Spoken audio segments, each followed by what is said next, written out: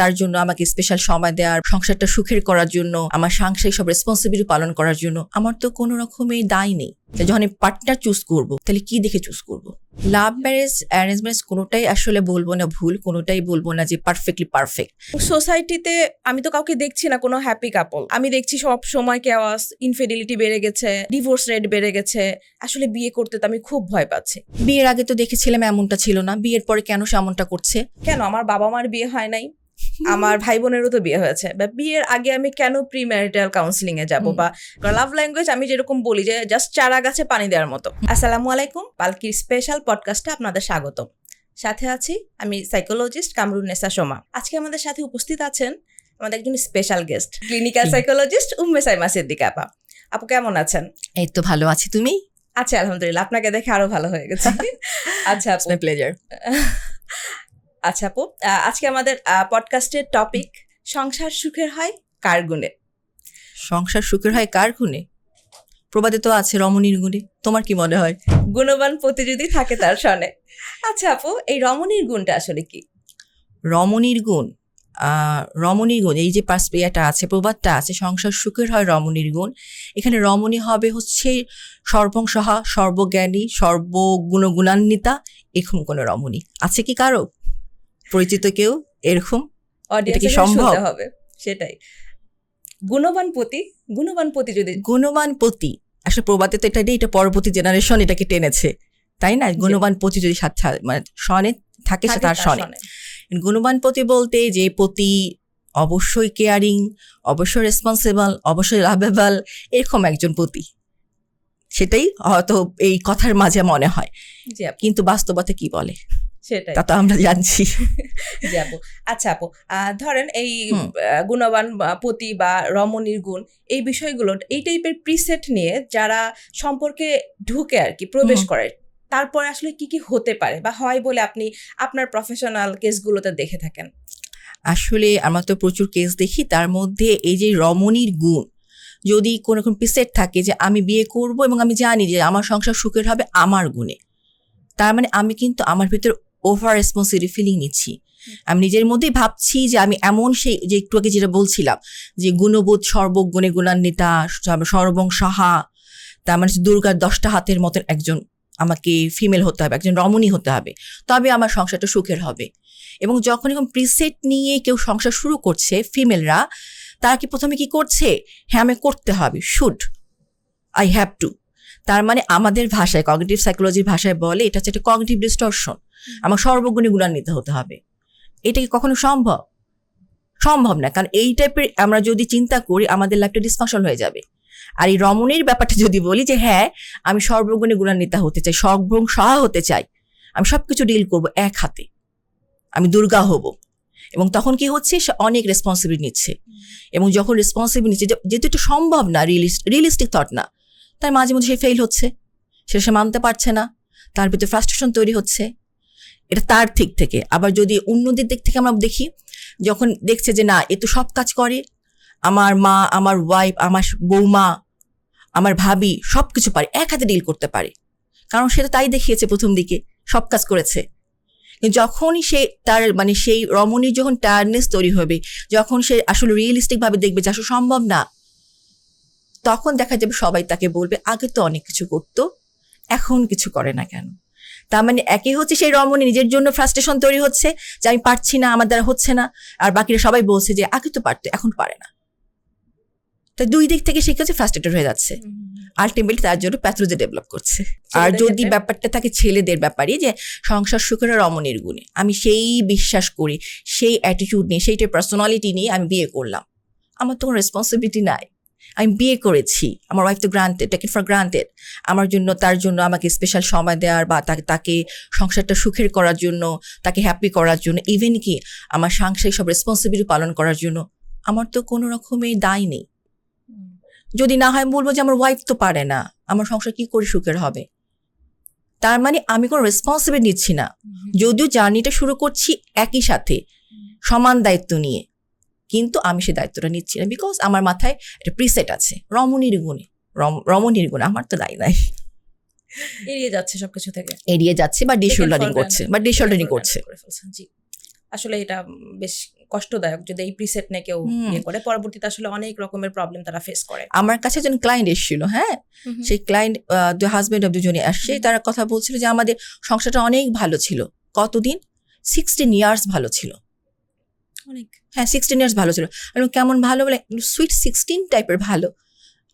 তারপরে কি হলো, তারপর থেকে কেন জানি আমার ওয়াইফ, আমাদের সংসারে আর কোনো রকমের হচ্ছে না, আমার ওয়াইফ রেসপন্সিবলের জন্য। ওয়াইফে বলছে এর জন্য হাজবেন্ড রেসপন্সিবল। পরে যেটা আমি দেখলাম, পরবর্তীতে তার অনুশাসনগুলোতে দেখলাম যে আসলে এই 16 বছর পর্যন্ত, একটু আগে যে বলেছিলাম সর্বগুণে গুণান্বিতা রমণী, উনি তাই ছিলেন। 16 ইয়ার্স পর উনি আর পারেননি, এক্সপেকটেশন হাই হয়ে গেছে। সেটাই। ওকে, আচ্ছা আপু, নিউ জেনারেশন বলে যে মানে নিউ জেনারেশনের এই বিষয়টা অনেকটা ঠিক হয়ে গেছে, তারা আবার বলে যে হচ্ছে না, সংসার সুখের হয় নিজেদের গুণে। খুব ভালো। এই প্রিসেটটা আপনি কি মনে করেন যে এরা আবার কিভাবে প্রিপারেশন নিবে বিয়ের জন্য? যখন তারা ভাবছে নিজেদের গুণে, তার মানে অবশ্যই তারা নিজেদের প্রতি অ্যাওয়ার, এবং যদি নিজেদের প্রতি অ্যাওয়ার মানে কি, আমার পার্টনার কে হবে সেই তার প্রতিও আমি অ্যাওয়ার। যখন আমি পার্টনার চুজ করব, তাহলে কি দেখে চুজ করব? এখন নিউ জেনারেশনের ব্যাপারে আমাদের বিয়ে তো অনেকগুলো আছে, অনেক টাইপের বিয়ে আছে। অ্যারেঞ্জ ম্যারেজ আছে, সেটেল অ্যারেঞ্জ ম্যারেজ বা লাভ ম্যারেজ। এবং লাভ ম্যারেজ অ্যারেঞ্জ ম্যারেজের মধ্যে অনেকে বলে যে না, প্রথম দিকে লাভ ছিল, পরে অ্যারেঞ্জ হয়েছে। এরকম অনেকগুলো এরকম টাইপের আমার বিয়ে হচ্ছে আমাদের নিউ জেনারেশনের ক্ষেত্রে। আর প্রশ্ন যদি হয় যে তারা কিভাবে প্রিপারেশন নিবে, আমরা কি দেখি আসলে প্রিপারেশন কিভাবে নেয়? যদি তারা লাভ ম্যারেজ হয়, প্রিপারেশনটা হচ্ছে লুক, স্ট্যাটাস, যেটা ট্রেডিশনালি দেখছে। কিন্তু যদি সত্যি তারা সেটা ফিল করে যে নিজেদের গুণে, তার মানে তাদেরকে অবশ্যই এক্সপ্লোর করতে হবে আমি যাকে পার্টনার হিসেবে চুজ করছি সে আমার সাথে কতটুকু ম্যাচ করতে পারে। তার পার্সোনালিটি মানে কি? Enduring pattern of belief, cognition and attitude. তার মানে যার সাথে আমি চলছি, যদি সেটা লাভ ম্যারেজের কথা বলি, যার সাথে আমি চলছি তার অ্যাটিটিউড, তার বিলিফ, তার বিহেভিয়ার আমার সাথে মেলে, এবং তার অ্যাটিটিউড, বিহেভিয়ার, ওভারঅল তার পার্সোনালিটি আমাকে খুব বেশি অ্যাট্রাক্ট করে, তার লুক না, তার পার্সোনালিটি। ওকে, তো এইভাবে সে চুজ করতে পারে। যেগুলো যদি ম্যাচ করে, তবে আমার ওয়াইফ হিসেবে আমি তাকে পার্টনার হিসেবে চুজ করতে পারি। তবে এখানে অনেক প্রশ্ন থেকে যায় যে লাভ ম্যারেজের ক্ষেত্রে কতটুকুন দেখা যায়, তোমার কি মনে হয় কতটুকুন দেখতে পারে একে অপরকে বিফোর ম্যারেজ? আচ্ছা আপু, বিফোর ম্যারেজ আপনি যেগুলো দিলেন, যেগুলো বলেছেন সেগুলো তো ডেফিনেটলি দেখে। তারপর আমি একটু যদি অ্যাড করি, লাভ ম্যারেজের ক্ষেত্রে আগে তো যেগুলো থাকে যে প্রথম যে আমার উড বি পার্টনার আমাকে সোশ্যাল মিডিয়া থেকে সব জায়গায় নোটিস করছে, মনিটর করছে, বা আমার অ্যাটেনশন দিচ্ছে, একটা হচ্ছে অ্যাটেনশন দিচ্ছে। প্রথম কিন্তু আমার এটাকে অ্যাটেনশন মনে হয় যে ভালোবাসার এক্সপ্রেশন। বাট একটা সময় পর্যায়ে কিন্তু আমার একটু সাফোকেটেড ফিল হয়। তো লাভ ম্যারেজের ক্ষেত্রে যখন আমি ফিল করবো এটা সাফোকেটিং লাগছে, তার এই কেয়ারিংটা, ওভার কেয়ারিংটা, সেক্ষেত্রে আমি আবার বলবো একটু তাদের ভাবতে, অবশ্যই রিথিঙ্ক করতে। এবং যদি মেন্টালিটি হয় না যে প্রথম একরকম, হয়তো ইনফ্যাচুয়েশনও থাকে লাভের সাথে প্রথম, তো ওই পিরিয়ডটা যখন চলে যায়, তারপর আরো একটু রিয়েলিটিগুলো একটু ক্রস চেক করা, যে পার্সোনালিটি প্যাটার্ন আপনি যেটা বলছিলেন যে এই জিনিসটা কি পরে আমরা হয় না যে একসাথে থাকতে বুঝি, আসলে প্রথমে হয়তো সবকিছু বুঝি না, অনেকদিন আমরা রিলেশনে আছি তারপরে বুঝি, তখন যেন পার্সোনালিটি প্যাটার্ন গুলো আরেকটু চেক করে, আরেকটু রিথিঙ্ক করে বিয়ের আগে, যেন অবশ্যই এগুলো চেক করে। তবে অবশ্যই আমি লাভ করেই যে এটাকে মানে প্রমোট করছি আমরা বিষয়টা তা না, বাট এখন তো লাভ আসলে খুব নর্মাল কমন বিষয় হয়ে গিয়েছে। লাভ ম্যারেজ, অ্যারেঞ্জ ম্যারেজ কোনোটাই আসলে বলবো না ভুল, কোনোটাই বলবো না যে পারফেক্টলি পারফেক্ট। কারণ লাভ ম্যারেজের ক্ষেত্রে একটা জিনিস কিরকম হয় যে যখন একে অপরের সাথে রিলেশনশিপে আছে, লং টার্ম রিলেশনশিপে আছে, তখনও কিন্তু একে অপরকে শোনার সময়টুকুন কতটুকুন থাকে। খুব বড় জোর আমরা রাতের বেলা 1 hour 2 hours কথা বলছি, আর দেখা হলে কিছুটা সময় আমরা পাস করছি। আমার ডেইলি ম্যাক্সিমাম কত সময় হতে পারে? বড় জোর 3 ঘন্টা। কারণ এটা অ্যাজ ইউজুয়াল, যদি কেউ অবসেসিভ বা অন্য রকমের লাভ হয় সেই ক্ষেত্রে আমরা বলতে পারি না সময়টা কেমন, অন অ্যান এভারেজ এরকম সময় লেগে যায়। তো এই 3 ঘন্টার সময় আমার টার্গেটটা কি থাকবে? টার্গেটটা থাকবে আমার যেটা ভালো, মানে আমার সেই বিলিফগুলোই আমি তাকে রিপ্রেজেন্ট করছি, যে বিলিফগুলো আমার পার্টনার নিতে চায়, আমাকে ম্যাচ করার জন্য তার ভালো হয় নিতে। এবং যখন আমি সেটা করছি, তার মানে আমার অপোজিট পার্টনার তাই দেখছে যে না, ভালোই তো ম্যাচ হচ্ছে, আমাদের পার্সোনালিটি ম্যাচ হচ্ছে, আমাদের বিহেভ সবকিছু ম্যাচ হচ্ছে, তার মানে সে অবশ্যই একজন পারফেক্ট চয়েস। কিন্তু এই যে 3 ঘন্টা, এই 3 ঘন্টা আপনার ম্যারেজ কি শুধু 3 ঘন্টা থাকবে? 24 hours। বাকি সময়ে আমি যে আমি আমার ভালো যে দেখিয়েছি, ভালোর সাথে মন্দগুলো তো এক্সপ্রেস পেয়ে যাবে। তখন দেখা যাচ্ছে আর অনেক ইস্যুস চলে, তখন তার মনে হচ্ছে না আমার এভাবে চলছে না, এই হচ্ছে না, ওই হচ্ছে না, আমি তো এমনটা দেখিনি, এখন কেন চেঞ্জ হয়ে গেল, আসলে আমি কতটুকুন দেখেছি, আর যার কাছে দেখেছি সে আদৌ এর বিয়ের পর চেঞ্জ হলো কিনা, এরকম নানান ফ্যাক্টর চলে আসে। সো কোনো বিয়েই আমরা বলতে পারি না যে পারফেক্ট লাভ অর অ্যারেঞ্জ।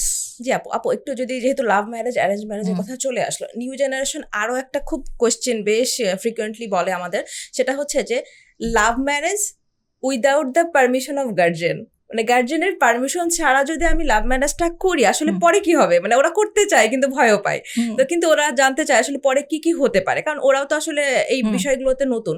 পরে আপনার প্রফেশনাল বিষয় বা আপনি যে কেসগুলো পান সেক্ষেত্রে পরে কি হয় যে গার্জিয়ান পারমিশন দিচ্ছে না? আসলে এখনকার সময়ে না, যখন মানে তারা একদম খুব বেশি আপস অ্যান্ড ডাউন, তাদের চয়েস না হলে গার্জিয়ানরা একটা পরে সময় পরে মেনে নেয়, বা যতদিন পর্যন্ত মেনে নেয়নি এটা মানে ফ্যামিলির জন্য যেমন অনেক বেশি স্ট্রেসফুল, আর মেইনলি স্ট্রেসফুল হচ্ছে যে তার ফ্যামিলির অমতে বিয়েটা করলো, কারণ সে একটা অজানা একটা পথে হাঁটা দিয়েছে, তার হাতে কোনো সাপোর্ট নাই, তার হাতে কোনো লাইট নেই, শুধু সাপোর্টটা আছে তার যে লাভ পার্টনার, তার লাভটা। এখন সেক্ষেত্রে তার মধ্যে কনফিউশন, একটা সংখ্যা থেকে যায় যে আদৌ সে আমাকে বিয়ের পরবর্তীতেও ভালোবাসবে কিনা, যদি ভালো না বাসে তাহলে আমি কিসের আশায় থাকছি, আমার ফ্যামিলি তো আমাকে সাপোর্ট দিবে না। তার মানে একটা বিয়েতে যখন ফ্যামিলির সাপোর্ট থাকে, তার মানে একটা ছেলে বা একটা মেয়ে ফিল করে যদি আমাদের মধ্যে কোনো ইস্যু হয়, সবসময় যে ইমোশনাল ইস্যু হতে হবে নট নেসেসারি, ফিনান্সিয়াল বিভিন্ন রকম সোশ্যাল ইস্যু হতেই পারে, তখন সেক্ষেত্রে আমি ফ্যামিলির সাপোর্টটা পাবো। বাট যদি আমি ফ্যামিলির পারমিশন ছাড়া বিয়ে করি, সে সংখ্যাটা থেকেই যাচ্ছে, আমি তো সাপোর্ট পাবো না, যদি প্রবলেমে পড়ি আমার কি হবে। সো এই যে রিসোর্সটা নাই, তখন তার মধ্যে অবশ্যই স্ট্রেস তৈরি হচ্ছে। এবং যখন আমাদের কাছে আসছে অনেক সময় দেখা যাচ্ছে তারা বিয়ে করেছে পারমিশন ছাড়া, এবং বিয়ের পরবর্তীতে তারা অনেকদিন হাইড করে গেছে, যাওয়ার পর তাদের প্রবলেম হচ্ছে, তখন তারা না পারে সেটাকে সইতেই না পারে বলতে, খুব একটা খারাপ সিচুয়েশন তৈরি হয়ে যায় আসলে সময়টাতে, যতক্ষণ সাপোর্ট পাচ্ছে না ফ্যামিলি। আপু সেক্ষেত্রে আপনি লাভ ম্যারেজ নাকি অ্যারেঞ্জ ম্যারেজ কোনটার পক্ষে বেশি মত দিবেন? আসলে আমি কোনটার পক্ষে মত দিতে পারছি না, কারণ আমাদের ক্লিনিক্যাল অবজারভেশন থেকে কোনো ম্যারেজ কারণ পারফেক্ট বলতে পারছি না। কারণ লাভ ম্যারেজের মধ্যে হ্যাঁ একে অপরকে কিছুটা তো জানা থাকে, এখন জানার মধ্যে ভুল হোক, শুদ্ধ হোক, ঠিক হোক, জানা তো থাকে, কিন্তু লাভ ম্যারেজের দিকে যেটা হয় কি এক্সপেকটেশন থাকে অনেক হাই। আবার সেটেল ম্যারেজে এক্সপেকটেশন থাকে না তা তো না, কারণ ফ্যামিলি তো দেখে শুনে ভালো দেখে, স্মার্ট, তারপর অ্যাট্রাক্টিভ, ফিনান্সিয়ালি অনেক বেশি মানে স্টেবল, এমন দেখে বিয়ে দিয়েছে, তো সেখানে এক্সপিরিয়েন্স থাকতেই পারে। তো কোনো কারণে লাভে যেমন পরবর্তীতে যদি সেটা না পাই, একইভাবে অ্যাটেনশনটা না পাই, তখন লাভ ম্যারেজ যেমন ক্রাইসিসে পড়ে যায়, সেম ওয়ে যেভাবে যা দেখে আমার ফ্যামিলি আমাকে বিয়ে দিয়েছে সেটা যদি আমি না পাই। গতকালই একটা ক্লায়েন্টের কথা বলি, আমি যেটা বলতে যাচ্ছিলাম সেশনের আগে সেটা হচ্ছে আমার কাছে এসছে, ওনার বয়স হচ্ছে 25 মতন, হ্যাঁ 25। আমি তাকে জিজ্ঞেস করলাম তাকে যে আপনার হাজবেন্ড, বলেছে হ্যাঁ আমার হাজবেন্ড আছে, উনি আমার থেকে 17 বছরের বড়। তো আমি জিজ্ঞাসা করলাম বিয়েটা কি ছিল, অ্যারেঞ্জ ম্যারেজ নিশ্চয়ই? বলে হ্যাঁ অ্যারেঞ্জ ম্যারেজ। তো বিয়েটা আমি করতে চেয়েছিলাম, যেহেতু একটা বিয়ে করতে হবে তাড়াতাড়ি। যাই হোক, সে পুরোটাই তার ফ্যামিলির উপর দিয়ে দিচ্ছে যে ফ্যামিলি পছন্দ করে আমাকে বিয়ে দিবে, এবং সে সেই ফ্যামিলির উপর মানে করে সে বিয়েটা করেছে। করার পরে দেখা গেল তার হাজবেন্ড তার থেকে 17 বছরের বড়, এবং তার বলছে আমার তো স্বাভাবিকভাবে আমাদের বিয়ের আগে মেয়েদের কি আশা থাকে, আমার হাজবেন্ড হবে অনেক অ্যাট্রাকটিভ, তারপরে হচ্ছে অনেক বেশি সুন্দর করে কথা বলতে পারে, অনেক কনভিন্সিং, অনেক লাভেবল। বিয়ের পরে দেখলাম তা তো নয়, এটা তো সেটেল ম্যারেজ ছিল, এক্সপ্রেশন সবখানেই থাকছে, আপনার ম্যারেজ এক্সপেকটেশনটা মিট করতে পারছে কিনা তার উপর ডিপেন্ড করে সেই ম্যারেজটাকে আমরা সাপোর্ট করতে পারি। আচ্ছা আপু, ধন্যবাদ, অনেক ইনফরমেশন দিলেন এই বিষয়ে। আচ্ছা আপু, আমার একটা ক্লায়েন্টের কেস শেয়ার করতে চাচ্ছি। এই লাস্ট উইকে আসছিল, অবশ্যই আমি তার নামটা ছদ্মনাম ইউজ করছি, ছদ্মনাম লামিয়া, বয়স 26। ও আসছে যে বলছে যে তার যখন ক্লাস 11 ছিল একটা রিলেশনশিপ ছিল, এবং সঙ্গত কারণে রিলেশনটা 2 বছর পরে ব্রেকআপ হয়। তারপর থেকে তার সমস্ত ছেলেদের প্রতি একটা ট্রাস্ট ইস্যু হয়, যে কাউকে ট্রাস্ট করতে পারে না, ইভেন সে কোনো মানুষের সাথে খুব একটা মিশতে পারে না। তো তারপর যখন মানে প্রায়ই তার ফ্যামিলি থেকে বিয়ের প্রপোজাল দেয়, মানে বাংলাদেশে নর্মালি 18 পর থেকেই তো মেয়েদের জন্য বিয়ের প্রপোজাল দেয়, তো কোনো না কোনোভাবে সে রিজেক্ট করছে কোনো না কোনোভাবে। বাট এখন যেহেতু মানে তার মাস্টার্সটাও কমপ্লিট হয়ে গেছে, বাসা থেকে ভীষণ প্রেশার করছে যে বিয়ে এখন করতেই হবে। সে আসছে এটা বলতে যে আমি তো আসলে বিয়ের মোটিভেশনই পাচ্ছি না, স্বাভাবিক, সে তো ট্রাস্ট করতেই পারছি না, ট্রমা আছে। এবং সোসাইটিতে আমি তো কাউকে দেখছি না কোনো হ্যাপি কাপল। আমি দেখছি সব সময় কেওয়াস, ইনফিডিলিটি বেড়ে গেছে, ডিভোর্স রেট বেড়ে গেছে, আসলে বিয়ে করতে তো আমি খুব ভয় পাচ্ছি। এরকম টাইপের ক্লায়েন্ট অবশ্যই আপনিও দেখেন, আপনি যদি একটু শেয়ার করতেন পরে তারা কি কি সাফার করছে আপনার সাথে। তারা আসলে মানে যেহেতু তারা দেখছে যে সামনে অনেক কিছু ঘটছে, আসলে তো আমাদের সমাজে বেড়ে গেছে অনেক টাইপের ইনফিনিটি বেড়ে গেছে, তারপর রিলেশনশিপে ক্রাইসিস বেড়ে গেছে, ডিভোর্স রেট এখন অনেক বেশি। কিছুদিন আগে দেখলাম যে বেশ রেটটা, ঢাকা শহরের রেটটাও অনেক বেশি। তো এই যে রেটটা বেশি, তো এরকম যখন কেউ দেখছে, আমরা একটু আগে আলোচনা করছিলাম যে যারা আনম্যারিড আছেন তারা যদি এগুলো শোনেন, সেক্ষেত্রে তাদের ভিতরে আসলে স্বস্তিটা কতটুকুন বাড়বে আর অস্বস্তি বা স্ট্রেস কতটুকুন বাড়বে। তো এগুলো দেখলে স্বাভাবিকভাবে প্রত্যেকটা পার্সনেরই কিন্তু মনে হয় যে একা আছি, ভালো আছি, কিন্তু বিয়ে তো করতে হবে, বয়স হয়ে গেছে, ফ্যামিলি প্রেশার থাকে। সেক্ষেত্রে তাদের ভিতরে যে স্ট্রেসটা তৈরি হচ্ছে যে আমি বিয়ে করব এভাবে এগুলো ঠিক না হলে আমি করতে পারবো না, দ্যাটস মিন তারা কিন্তু অনেক বেশি মানে পারফেকশনিজমে সাফার করবে। কারণ যদি দেখি যে না আমার আমার বড় বোনের বিয়ে হয়েছে, একটু বয়স বেশি ছিল এবং তারপর তাদের ক্রাইসিস হয়েছে, তার মানে বয়স বেশিটা আমি কাট করতে চাই, মিনিমাম আমাদের স্ট্যান্ডার্ড একটা 2-3 বছরের গ্যাপে আমি বিয়ে করবো। আমার মেজো বোনের বিয়ে, মেজো ভাইয়ের বিয়ে হয়েছে, মেজো ভাইয়ের বিয়ের পর দেখি আমার মেজো ভাবি জব করে, আমার মেজো ভাইও জব করে, তাদের মধ্যে সারাক্ষণ কেওয়াস লেগে থাকে, তার মানে আমি বিয়ের পর জব করবো না। ঠিক এই যে এগুলো দেখার পর তাদের ভেতরে অনেক কিছু তারা ভাবে যে এগুলো জিনিসগুলো বাদ দিতে হবে, এটা বাদ দিলেই বুঝি হ্যাপি থাকা যাবে। কিন্তু ডেফিনেট করে তো আমরা বলতে পারি যে এই ইস্যুসগুলো না থাকলে সে পারফেক্ট। এবং তখন দেখা যায় এইসব কেসগুলোতে যে তারা মানে চুজ করতে গিয়ে অনেক সময় নিয়ে ফেলে, পরবর্তীতে লেট ম্যারেজের একটা ঝামেলা তাদের পড়তে হয়। এবং লেট ম্যারেজের কিছু ক্রাইসিস আমরা জানি, আপনার পালকিতে আপনারা খুব ভালো দেখেন যে লেট ম্যারেজ হলে কি কি টাইপের ইস্যুসগুলো তৈরি হয়।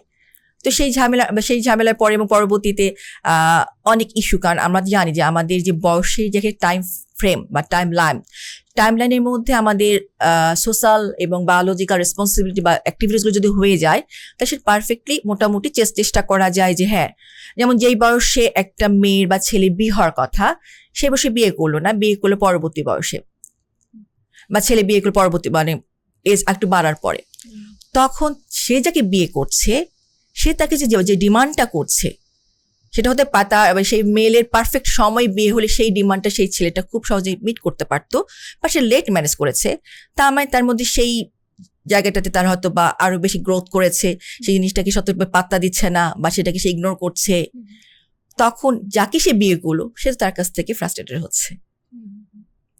জি আপু, লেট ম্যারেজের কথা যখন আনলেন তখন আমার মনে হলো যে আসলে আমরা মানে বিয়ের আগে মানে একটা ড্রিমি সবারই থাকবে পার্টনার কেমন হবে, যে উড বি পার্টনার এমন হবে, অবশ্যই সামথিং স্পেশাল ক্রাইটেরিয়া থাকবে, অবশ্যই, যে না হলে হবেই না। আমার স্পেশাল ক্রাইটেরিয়া, এবং আমার হচ্ছে বিয়ের ভেন্যু কোথায় হবে, কি শপিং করব, কোথা থেকে কি ড্রেস পরবো, কবে কি ড্রেস পরবো, বিভিন্ন রকম একটা প্ল্যানিং থাকে। এবং হচ্ছে কিছু ক্ষেত্রে বাবা মায়ের থাকে যে হচ্ছে দিনমোহর, বিয়ের খরচ, এগুলো নিয়ে এত বেশি মানে আনুষ্ঠানিকতা নিয়ে সোশ্যাল একটা কিন্তু একটা বিয়ে আছে, কাজ করে সোশ্যাল প্রেশার কাজ করে, এতদিন মনে হলে তো চলবে না, কেমন বিয়ে দিলা তোমরা, এগুলো নিয়ে এত বেশি আসলে মানে প্রেশার থাকে বা এত বেশি চিন্তা করতে করতে আসলে বিয়ের যে আসলে আসল ফিলোসফি, কেন বিয়ে করবে, বিয়েটা করার পরে কি করতে হবে, কি কি স্যাক্রিফাইস করতে হতে পারে বা কি কি অ্যাডজাস্টমেন্ট করতে হবে, এই বিষয়গুলোতে আসলে ফোকাসই করে না ফ্যামিলি না যারা বিয়ে করছেন তারা।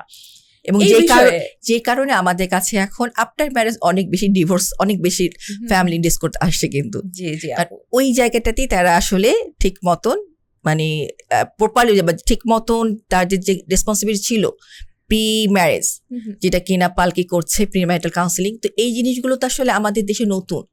তো অনেকে আছে যারা এই জিনিসটাকে তারা অত মানে পাত্তা দেয় না, যে এটা দরকার নেই, টাকা পয়সা আছে, ভালো সবকিছু আছে, এই ভেন্যু হবে, এই হবে, ড্রিমি একটা লাইফে আমি যাবো, ওরকম একটা আমার হাজবেন্ড থাকবে, তবেই শেষ, তবেই আমার জন্য মানে ওইটাই আমার জন্য যথেষ্ট। এটা তো বলেই আসলে যে বিয়ে করছে, তাই না, বিয়ে করছে মানে কি, আমি যদি আমি ট্রেনের সাথে যদি কম্পেয়ার করি, ট্রেনের দুটো লাইন প্যারালালি চলতে হয়, তা নাহলে ট্রেন কিন্তু কোনো কারণে একটু যদি আমার কোনো লাইনে একটু 19-20 থাকে তাহলে ট্রেনটা কিন্তু মানে অ্যাক্সিডেন্ট করে। তো আমরা যখন বিয়ে করছি, হ্যাঁ যা যা দেখার সোসাইটি দেখার তারা দেখছে বা সেগুলোর থেকে বড় হচ্ছে আমি যাকে বিয়ে করছি তার সাথে আমার পার্সোনালিটি ম্যাচ করে কিনা, যেটা আমরা শুরুতে আলোচনা করছিলাম, পার্সোনাল চুজ মানে ম্যাচ করে কিনা, আমার লাইফে যে ড্রিম সেই ড্রিমের সাথে আসলে সে যাবে কিনা। আমি হতে পারি আমি চাই আমি বিসিএস চাকরি জব করব, আমার যাকে আমি বিয়ে করতে চাচ্ছি হ্যাঁ বাকি সব কিছু অনেক ড্রিমি, বাট সে কিছুদিন পরে বিদেশে যেতে চায়, আমি সেটা আমার ড্রিমের সাথে মিলছে কিনা, আমার জীবনের ইচ্ছা আমার জীবনের ফিলোসফি তার জীবনের ইচ্ছা তার জীবনের ফিলোসফি আদৌ ম্যাচ করছে কিনা। যদি না করে তাহলে আমার ড্রিমি লাইফটা ওই 2-1 দিনেরই আসলে আমাদের একটা মানে মেমোরি হয়েই থাকবে, বাট বাকি সময়টুকুনের মধ্যে মাল্টিপল ক্রাইসিস থাকছে, যে মাল্টিপল ক্রাইসিসের কারণে তাদের লাইফটা আরো বেশি, তার ব্যাটার লাইফটা অনেক বেশি কনফ্লিক্টিং হয়ে যাচ্ছে।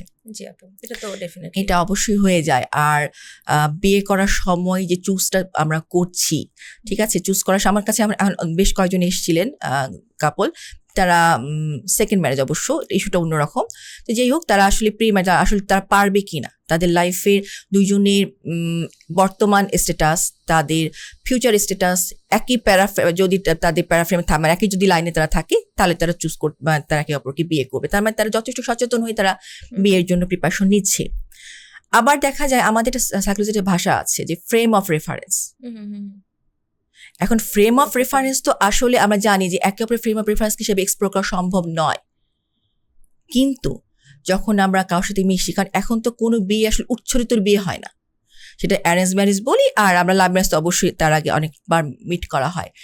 যখন আমি কারোর সাথে মিশছি মানে বিয়ের পারপাজে আমি যার সাথে মিশছি, তখন তার অ্যাটিটিউড দেখা যাচ্ছে, তার বিলিভ তো দেখা যাচ্ছে, এমন তো না দেখা যাচ্ছে না। এই যে আমি যখন আমরা একজন কারোর সাথে মিট করছি বিয়ের জন্য, দেখা গেল সে ওয়েস্টার্ন ড্রেস পরে এসছে, তাহলে আমরা তার কি বুঝতে পারছি, তার অ্যাপিয়ারেন্স তার গেস্টার দেখে সে বিলিভ করে ওইট কালচারটাকে। হ্যাঁ, তাকে আমি প্রশ্ন করতে পারি বাংলাদেশি কালচারটাকে আপনি কি করে দেখছেন। এই কিছু প্রশ্নের মাধ্যমে কিন্তু আমি পার্টনারে যে আমার যাকে আমি বিয়ে করতে চাচ্ছি তার অ্যাটিটিউডটা আমি বুঝতে পারি, এবং তার সাথে আলোচনা হতে পারে আমাদের। যেমন অনেক সময় দেখা যায় বলেছে যে আমি বিয়ের জন্য মিট করতে গিয়েছি, আমার যে হবু হাজবেন্ড সে দেখা গেল, বা যার সাথে আসলে বিয়ে হবু হাজবেন্ড বলবো না, যার সাথে বিয়ে ঠিক হয়েছে, সে একজন ওয়েটার আসলো, একটু পানিটা পড়ে গেছে, সে অনেক বেশি মানে চিৎকার করে উঠলো। তো এই চিৎকারের সাথে আমি ইউজ টু নই। হতে পারে তার অনেক ভালো মানে তার স্ট্যাটাস অনেক ভালো হয়, সে অনেক অ্যাট্রাকটিভ, বাট এই চিৎকার তার মানে তার পরবর্তী লাইফে এরকম কিছু আমি দেখতেই পারি। সো তাকে আমি আদৌ কি চুজ করবো? এই ইস্যুগুলো না আমাদের বিয়ের পূর্বে যদি আমরা জিনিসগুলোকে এক্সপ্লোর করার চেষ্টা করি, তাহলে আমাদের পারফেক্ট পার্সন বা আমার আসলে রাইট চয়েসকে, রাইট পার্সনকে তাকে চুজ করার ক্ষেত্রে হেল্প হতে পারে, তার থেকে মানে বরং বাকিগুলো বাদ দিয়ে। আসলে এক্স্যাক্টলি তো আসলে আমরা কেউই বলতে পারি না যে একদম পারফেক্ট হবে, বাট লাইফ কিছুটা আমরা অ্যাজিউম করতে পারি হবে।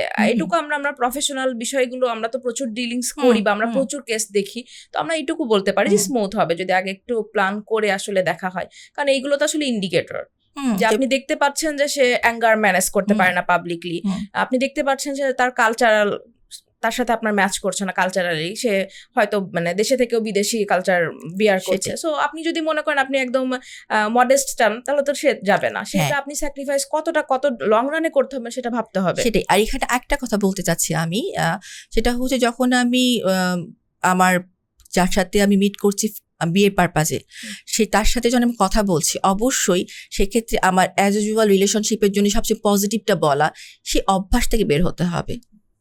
বরং সেখানে সে আসলে অ্যাজ ইট ইজ, সে পার্সনটা কি, যদি সে তার সাথে লাইফ লিড করতে চায় অপোজিট পার্ট মানে আরেকজনের সাথে, তাহলে অ্যাজ ইট ইজ সে আসলে কিরকম, তার মধ্যে কোনো মানে কি টাইপের তার স্ট্রেংথ আছে, সেটা যেমন সে অলরেডি সে প্রকাশ করছে, একই সাথে তার লিমিটেশন কি আছে, আমি কোন জায়গা আমার লিমিটেশন আছে যেগুলো আসলে আমি পারি না। যেমন আমার অ্যাঙ্গেল ইস্যু থাকতে পারে, যেমন আমার ইস্যু থাকতে পারে যে আমি আমার বিয়ে করা বউকে আমি আসলে জব করতে দিতে চাই না, বা আমি আমার বিয়ে করা বউকে আমি এইভাবে রাখতে চাই, বা আমার বিয়ে করা হাজব্যান্ডকে আমি এইভাবে রাখতে চাই, আমি কোনো জেন্ডারের প্রতি ব্যাস হচ্ছি না, তো এইভাবে রাখতে চাই, কিন্তু সেটা আমি এক্সপ্রেস করলাম না, তাহলে আমি ভুল করলাম। আমি যদি তাকে আসলে বিয়ে করতে চাই, তাহলে আমি যেমনটা আমি তেমনটাই তাকে এক্সপ্রেস করছি, এবং আমি যেমনটা চাই আফটার ম্যারেজ আমি সেটাও এক্সপ্রেস করছি। এর মধ্যে থেকে আমি আমার লিমিটেশনটাকে খুব ভালোভাবে এক্সপ্লেইন করছি অপোজিট পার্টনারের কাছে, আমি এইরকম, আমার সমস্যা এটা আছে, বা আমার কিছু রেসপন্সিবিলিটি আছে, যে রেসপন্সিবিলিটি ছাড়া আমি তোমার সাথে চলতে পারবো না। সাপোজ আমার পুরো ফ্যামিলি পুরো ফ্যামিলি রেসপন্সিবিলিটি আমার উপর আছে, বাট আমি এমন কাউকে বিয়ে করলাম যে কিনা এটা ব্যাপার জানে না, সে ভাবে যে না, বিয়ে করার পর আমি আমার হাজবেন্ডকে নিয়ে বা ওয়াইফকে নিয়ে আমি আমার মতন করে একটা আলাদা লাইফ লিড করব। সেক্ষেত্রে তাকে বলতে হবে যে আমার রেসপন্সিবিলিটি আছে, আমি অবশ্যই আমাকে এই কাজটা করতে হবে, সেক্ষেত্রে তোমাকে পারমিশন দিতে হবে যদি তুমি আমাকে লাইফ পার্টনার হিসেবে চাও।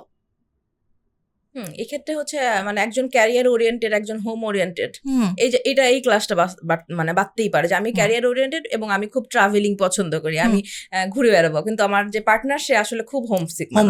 হ্যাঁ, একদম বাসায় থাকবে, খাবে যাবে, বাচ্চা পালবে, এরকম এটা তার স্বপ্ন। অবশ্যই তার স্বপ্নটা ভুল না, সে তার মতো এটা আসলে কি পারে চুজ করে যে হ্যাঁ তার ওটাকে আমি অ্যাকসেপ্ট করে নিয়েছি। অনেকে অ্যাকসেপ্ট করে, আপু পরে আবার এটা নিয়ে অনেক ক্লাস হয়ে যায়, যে অনেকে মনে করে না ব্যাপার না, ও তো আসলে আমার সাথে নাই, আমার সাথে থাকলে আমি পরে ঠিক করে নিব। হ্যাঁ, এটা সবসময় হয় না। আর পার্সোনাল চেঞ্জও তো হতে পারে, যদিও পার্সোনাল ইন্ডুরিং প্যাটার্ন, কিন্তু তারপর দেখা যায় না যে অনেক সময় আমরা শুনি যে বিয়ের আগে তো দেখেছিলাম এমনটা ছিল না, বিয়ের পরে কেন সে এমনটা করছে। সেক্ষেত্রে বিয়ের পরবর্তীতে তার হতে পারে তার এনভায়রনমেন্ট, তার পিয়ার সাপোর্ট, তার বিভিন্ন রকমের লাইফের ইস্যুস, সে যেমনটা ছিল আগে সে তেমন থাকতে পারছে না। এটা আসলে আগে সে অ্যাক্টিং করছে তা না, আগে সে কমিয়ে বলছে তা না, তার মানে তার লাইফের এই স্থানে এই একটা স্টেজে এসে দেখা যাচ্ছে তার লাইফের অনেক চেঞ্জ হয়ে যাচ্ছে।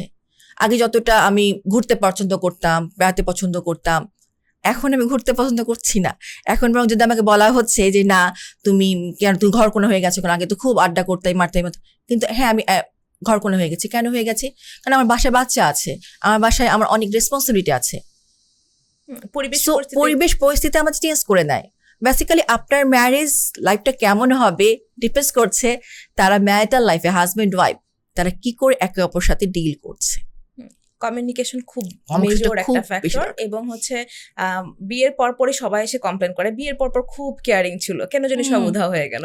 আসলে বিয়ের পরপর তো ইনফ্যাচুয়েশন বলেন, হানিমুন পিরিয়ড বলেন, লাভ বলেন, সব একদম আসলে টপে থাকে। তারপর পরে যখন তারা রিয়েলিটিতে আসে সবারই আসলে বিভিন্ন ভাবে মানে ক্রস চেক করতে হয়, তখন নতুন অধ্যায়ে সবারই একটু বেশ প্রবলেম হয়। সেটাই, বিয়ের সময় তো আসলে বেসিক্যালি তারা দুজনই থাকে, বা বিয়ের যে হানিমুন পিরিয়ডটা তার দুজনকেই নিয়ে তার বিভিন্ন জায়গায় ঘুরছি ফিরছি, দাওয়াত খাচ্ছি, ভালোভাবে চলছি ফিরছি, কোনোভাবে নিজের ইয়েটা করছি না। বিয়ের পরবর্তী দেখা যাচ্ছে সেই পার্সনের সাথে আরো অনেক কিছু আছে, ফ্যাক্টর আছে। সেই ফ্যাক্টরগুলো যখন যখন সামনে চলে আসে, ডেবিটে আসবে, স্বাভাবিক। এটা যখন আসে তখন সেটার সাথে অ্যাডজাস্ট করতে না পারে, তখন তো ইস্যু তৈরি হচ্ছে। সেটা আচ্ছা আপু, প্রায়ই মানুষ বলে, আপনি বললেন যে বিয়ের আগে যদি একটু প্রিপারেশনটা হয় ভালো হয়। আচ্ছা, আমাদের আবার অনেকেই বলে কেন আমার বাবা মার বিয়ে হয় নাই, আমার ভাই বোনেরও তো বিয়ে হয়েছে, বা বিয়ের আগে আমি কেন প্রি ম্যারিটাল কাউন্সিলিং এ যাব, বা কেন আজারা খরচটা করবো, মানে খরচ করবো, এটা অনেক অনেক এক্সপেন্সিভ বা অনেক কিছু। সেক্ষেত্রে আপনার মতামতটা কি, কেন করবে খরচ? আচ্ছা, আমরা যখন আগে চলাফেরা করতাম তাই না, তখন আমাদের চলাফেরার এটা ছিল কি, মাধ্যমগুলো কি ছিল? রিক্সা ছিল কি, খুব বড় জোর বাস, এত কমফোর্টেবল বাস না। বা রাস্তাঘাটে কি ছিল, আমরা তখন মেট্রো রেল দেখেছিলাম, আমরা এলিভেটেড এক্সপ্রেস দেখেছিলাম। It is positive side. তাই সাথে সাথে আমরা আগে কি এত বেশি ডিভোর্স দেখেছিলাম, এত বেশি আমরা এক্সট্রা ম্যারিটাল দেখেছিলাম? দেখিনি তো। এখন তো দেখছি। তাহলে আমাদের তো পরিস্থিতি ভেদে আমাদের চেঞ্জ হতে হয়। এখন যেহেতু পরিস্থিতিতে আমাদের কি নানান টাইপের ইস্যুস তৈরি হচ্ছেই, সো আমি যদি আগের বাবা মার সাথে নিজেকে কম্পেয়ার করি, তাহলে আমি কিন্তু আমার সময়ের সাথে নেই। আর সময়ের সাথে না থাকলে আমার ভুল করার চান্সটা বেশি। যেমনটা পরিস্থিতি সেই হিসেবে আমাকে তো আমার বেলা কাট ইউর করে একটু ক্লোথ, তো আমার যে হিসাবে সেই পরিস্থিতি আমাকে আমার প্ল্যানিং করতে হবে, সেইভাবে আমাকে নিজে শেপ আপ করতে হবে। সেই জন্য প্রি ম্যারিটাল কাউন্সিলিং অবশ্যই দরকার আছে। জি আপু, এখানে আমি একটু অ্যাড করি যে প্রিম্যারিটাল কাউন্সিলিং এ আপনারা অবশ্যই আসবেন। তার কারণ আরো একটা মানে খুব উল্লেখযোগ্য কারণ হচ্ছে অবশ্যই সোকল্ড ঘটক আছে, বাবা মা আছে, রিলেটিভস আছে, কিন্তু তারা তো আসলে আমরা প্রফেশনালরা, একজন রিলেশনশিপ এক্সপার্ট আপনাকে যেভাবে গাইডলাইন দিতে পারবে বা আমরা যে পরিমাণে রিলেশনশিপ ইস্যুস ডিল করি এটা কিন্তু আপনার ঘটকরাও ডিল করে না, বাবা মাও ডিল করে না। বাবা মা হয়তো তার সন্তানদের বা সারাউন্ডিংসকে জানে। এভাবে আমরা যেভাবে সোসাইটাল মানে ডে বাই ডে অবক্ষয়টা দেখছি, এর ফলে যে এই যে ডিভোর্স রেটও এত বেশি বাড়ছে, মানে বিভিন্ন রকমের কলহ দেখছি এবং সাফারার হচ্ছে সন্তানরা, তাদের খুব ভালনারেবল অবস্থা দেখছি। সেই জন্য কিন্তু আমাদের প্রচুর প্রচেষ্টা থাকে যে হচ্ছে তার সংসারগুলো যেন এখন এই অবক্ষয়গুলো থেকে যেন আমরা সমাজকে রক্ষা করতে পারি। এই জন্য আমরা সহজেই বলতে পারি না যে হচ্ছে ভালো লাগছে না ছেড়ে দাও, ভালো লাগছে না ডিভোর্স নিয়ে নাও, বা এই ভালো কি বিয়ে করে ফেলো, এই ভালো একে বিয়ে করে ফেলে। এই জন্য আমরা এই মানে সমাজের এই সিনারিওটা দেখছি বলেই বারবার জোর দিচ্ছি যে একটু যদি প্রিম্যারিটাল কাউন্সিলিং বা প্রিম্যারিটাল অ্যাসেসমেন্টটা করা যায়, এটা কিন্তু দারুণভাবে কাজ করে পরবর্তীতে রিলেশনশিপটা স্মুথ হওয়ার জন্য। এটাই দারুণভাবে কাজ করা অবশ্যই, কারণ দারুণভাবে কাজ করবে এটা। কারণ যখন আমরা বাবা মা হিসেবে ছেলে মেয়ের জন্য পাত্রী খুঁজছি, কিন্তু আমরা কিন্তু নন বায়াস না, কিন্তু আমার বায়াস হয়েই দিচ্ছি যে আমার ছেলে এমন হতে হবে বা আমার জামাই এমন হতে হবে।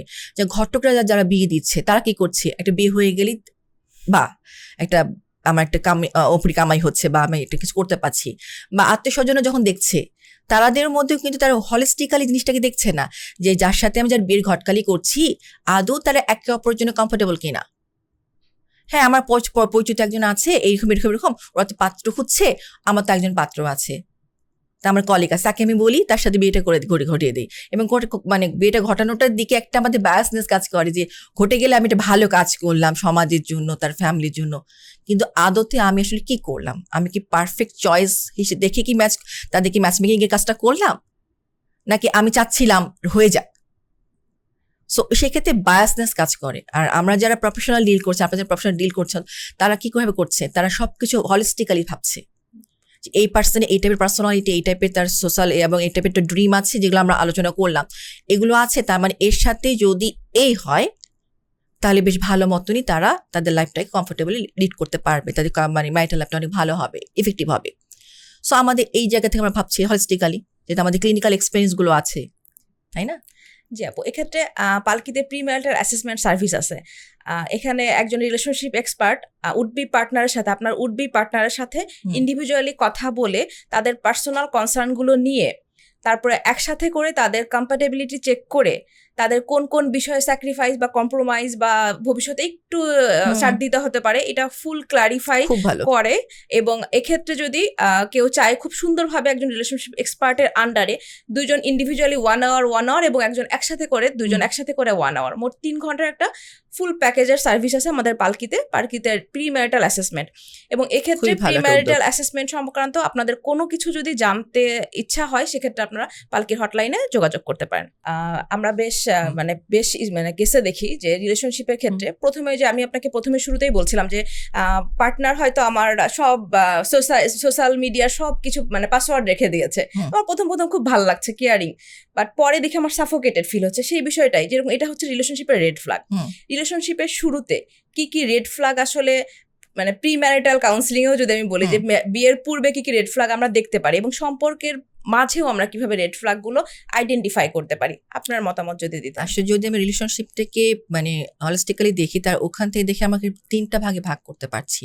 যেমন হচ্ছে বিয়ে পূর্ববর্তী রেড ফ্ল্যাগ, প্রিম্যারিটাল, তারপরে বিয়ে করার পরে মানে হানিমুন পিরিয়ডটাতে কিছু রেড ফ্ল্যাগ, হানিমুন পিরিয়ড না, এটা হচ্ছে বিয়ে পরবর্তী ফ্ল্যাগ, মানে হচ্ছে এখানে হানিমুন পিরিয়ড সবকিছু পজিটিভ থাকে, গ্রিন ফ্ল্যাগ থাকে। সো তারপরে সময়টুকু বিয়ের পরবর্তী আমরা যদি বলি 10 বছর, তার পরটা হচ্ছে 3rd নাম্বার পার্টটা হচ্ছে 10 বছরের পরবর্তী সময়টুকু, সেই রেড ফ্ল্যাগগুলো। তো দেখা যায় কিরকম যে রিলেশনশিপ মানে প্রিম্যারিটাল যে রেড ফ্ল্যাগগুলো, আমি তো একটা হলে জবও করি, মানে পার্ট টাইম জব করি আমার ঢাকা ইউনিভার্সিটি হলে। সেখানে অনেক মানে স্টুডেন্টরা বলে যে আমি তো ওকে আসলে বিয়ে করতে চাই, কিন্তু দেখা যায় ও আসলে অনেক কিছুর মধ্যে অনেক বেশি অবসেসড, ও আমাকে নিয়ে এতটাই সবকিছুতে অবসেসড থাকে যে যেটা বলছিলে একটু আগে যে আমি এত কিছু নিয়ে পাসওয়ার্ড রেখেছে, আমি আসলে পছন্দ হচ্ছে না আমার আর, কিন্তু আমি তোর সাথে কমিটেড, বাট আমার এই অ্যাটিটিউডটা পছন্দ হচ্ছে না। আবার অনেক সময় বলে যে আমি তো ভেবেছিলাম সে অনেক বেশি পড়াশোনায় সিরিয়াস থাকবে, ও পড়াশোনা যদি ঠিকঠাক মতন করে, কারণ আমাদের রিলেশনশিপের আগে কথা ছিল যে সে ইউনিভার্সিটি শেষ করার আগেই মোটামুটি টাইপের জবের একটা ব্যবস্থা করবে, বাট এখন তার মধ্যে সে গা করছে না। তারপর একটা কথা এসেছিল না, আগে তো অনেক কেয়ার করতো, এখন কেয়ার করে না, কেন যেন আমাকে টেকেন ফর গ্রান্টেড ভেবেছে। আমি বলি, আমি সেজে গুজে বসে আছি, বলছি তুমি আসো, সে আসছে না। আবার একইভাবে মেলদের মধ্যে এমনটা আসে যে আমি যাকে পছন্দ করি, যাকে ভালোবাসি, সে শুধু আসলে মনে হয় আমার না। একইভাবে আমার প্রতি সে যেমন আমার কাছ থেকে সে যেমন অ্যাট্রাকশন সে গ্রো করে, অন্যদের প্রতিও সে অন্যদের সাথে একইভাবে সে মেশে। তাহলে আমি আলাদা হলাম কি করে? আমি আমার গার্লফ্রেন্ডের কাছে তো যেমন আমার অন্য ফ্রেন্ডরাও তার কাছে অমন, তা আমি তো ওদের কাছে আলাদা হতে পারছি না। তাই বিয়ের পরবর্তীতে এমনটা হবে, রেড ফ্ল্যাগ। সো এই ইস্যুগুলো খুব দেখা যায় যে মানে বিয়ে করার আগে তার জিনিসগুলোকে মার্ক করে, কিন্তু কষ্টকর হচ্ছে অনেকে মার্ক করার পরেও না সেটাকে একটু ইগনোর করে। আমি যদি কমিটেড, তা আমার বিয়েটা করতে হবে। বা আবার এমন আছে যে এক বলছিল যে আমার বাড়ি তো হচ্ছে একটা স্পেশাল জায়গাটার নাম বললাম না, ওখানে আমার বাবা চায় হচ্ছে অন্য মানে ওই এলাকার মধ্যে বিয়ে দিতে, কিন্তু আমার পার্টনার তো সেই এলাকার না। আমাদের কালচারটা আসলে সাপোর্ট করবে না আফটার ম্যারেজ, আমি বুঝতে পারছি। আমি এটা তাদের নিজস্ব না, বাট এটা সোশ্যাল রেড ফ্ল্যাগ। আমি বাড়ির একমাত্র মেয়ে, আমার যে পার্টনার সে হচ্ছে বাড়ির বড় ছেলে এবং তার অনেকগুলো ভাই বোন আছে, আমি রেসপন্সিবল নিতে পারবো না অত কিছু। তার এটা তার উইকনেস ধরে এটা কিন্তু তার একটা হচ্ছে সে নিজের মধ্যে রেড ফ্ল্যাগ পাচ্ছে। সবসময় রেড ফ্ল্যাগ অন্যের দিতে হতে হবে না, রেড ফ্ল্যাগ আমারও হতে পারে যেটা আমি অ্যাডজাস্ট করতে পারবো না। তো এগুলো হচ্ছে আমাদের প্রি ম্যারিটাল রেড ফ্ল্যাগ। তারপরে বিয়ে পরবর্তী সময়টুকু যখন বিয়ে হয়ে গেল, সেটা অ্যারেঞ্জ ম্যারেজ হোক বা লাভ ম্যারেজ হোক, হানিমুন পিরিয়ডটা চলছে, তখন রেড ফ্ল্যাগগুলো অনেক ক্ষেত্রে ইগনোর হয়। মনে হয় না এখন তো প্রথম তো থাক, পর ঠিক হয়ে যাবে, সমস্যা নাই, ঠিক হয়ে যাবে। কিন্তু পরবর্তী দেখা যাচ্ছে যখন আমাদের বিয়েটা প্রায় আমাদের 2 বছর থেকে যদি আমি 10 বছর পর্যন্ত নেই, সেখানে অনেক কিছু চলে আসছে ইস্যুর মধ্যে, যে আমার ফ্যামিলিকে আমার ওয়াইফ সেভাবে পছন্দ করে না, আমার ফ্যামিলির সাথে তার ফ্যামিলি মিলছে না। তারপরে আমি যেমনটা ভেবেছিলাম ও আমার প্রতি কমিটেড থাকবে, সব কাজে আমাকে সে নিচ্ছে না। ও আমাকে বলেছিল ও মানে এইভাবে লাইফটা লিড করবে, বাট সে লিড করছে না। দেখা যাচ্ছে সে কেরিয়ার বা সে তার অন্য লাইফ নিয়ে সে অনেক বেশি ব্যস্ত। আমাকে বলেছিল সে কেরিয়ার নিয়ে থাকবে, কিন্তু আমি এতটা বুঝিনি এতটা সে কেরিয়ার ওরিয়েন্টেড হবে। তার মানে এটা সে বলার তারপরেও কিন্তু পরবর্তীতে কমিটমেন্টের জায়গাটা নড়ে যায়, তখন সে রেড ফ্ল্যাগ হয়ে চলে আসে। আবার দেখা যাচ্ছে যে অনেক সময় হাজবেন্ডরা ওয়াইফরা বলে যে আমি আগে ভেবেছিলাম যে ও তো এভাবে, যেটা বলছে অনেক ভালো অনেক ভালো আমার কেয়ারিং করতে, এখন তো কেয়ারিং করে না, আমার তো কেয়ারই নেয় না। আমার মানে ম্যারেজ ডে ভুলে যায়, আমাদের বার্থডে ভুলে যায়, আমার কাছে এগুলো খুব বেশি সিগনিফিকেন্ট, বাট ও তো ভুলেই যাচ্ছে। Red flag. ওকে, এরকম আরো বলতে গেলাম অনেক রেড ফ্ল্যাগ চলে আসবে। আর পরবর্তীতে যখন বিয়ে মানে আরো সময়টা পার হয়ে গেল, এই রেড ফ্ল্যাগ নেই মোটামুটি চলছে, বা হয়তো রেড ফ্ল্যাগ নেই, পরবর্তী বিয়ের পরে আরো 4 ছেলে মেয়ে হয়ে যাচ্ছে, আরো অনেক রেসপন্সিবিলিটি বেড়ে যাচ্ছে। আমার ওয়াইফ তো সেই রকম সুন্দরী না যেমনটা দেখেছিলাম, এখন তো চেহারা কেমন যুবতী হয়ে গেছে,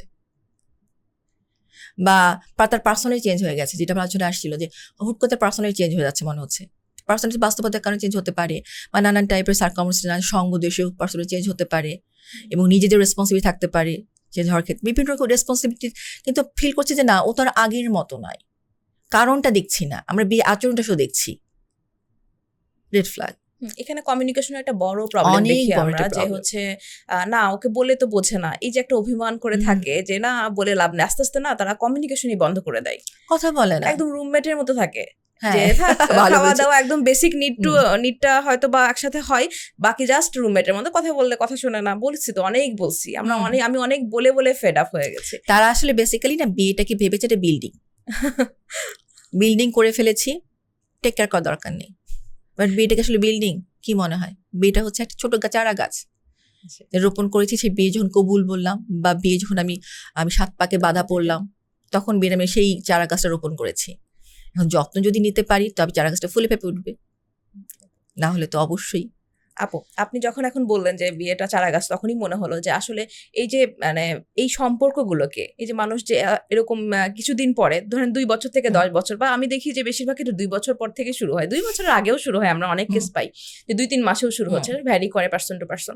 3 মাস আমার কাছে এসছে 3 মাস না, আমি বুঝতে পারলাম তো চিল্লাই তো না, এর মধ্যে রেড ফ্ল্যাগে বিয়ে ডিভোর্স পর্যন্ত চলে যাচ্ছে। এত ইম্প্যাশন হয়ে গেছে আমাদের বর্তমান জেনারেশন, বর্তমান জেনারেশন বলবো না, অনেকেই, কারণ জেনারেশন ইম্প্যাশন না, অনেক সময় আমাদের মানে জেনারেশনের থেকে বড় কথা পার্সন আমাদের বর্তমানে এত ইম্প্যাশন যে তারা কোনো রকম ভাবে কম্প্রোমাইজ করতে চায় না।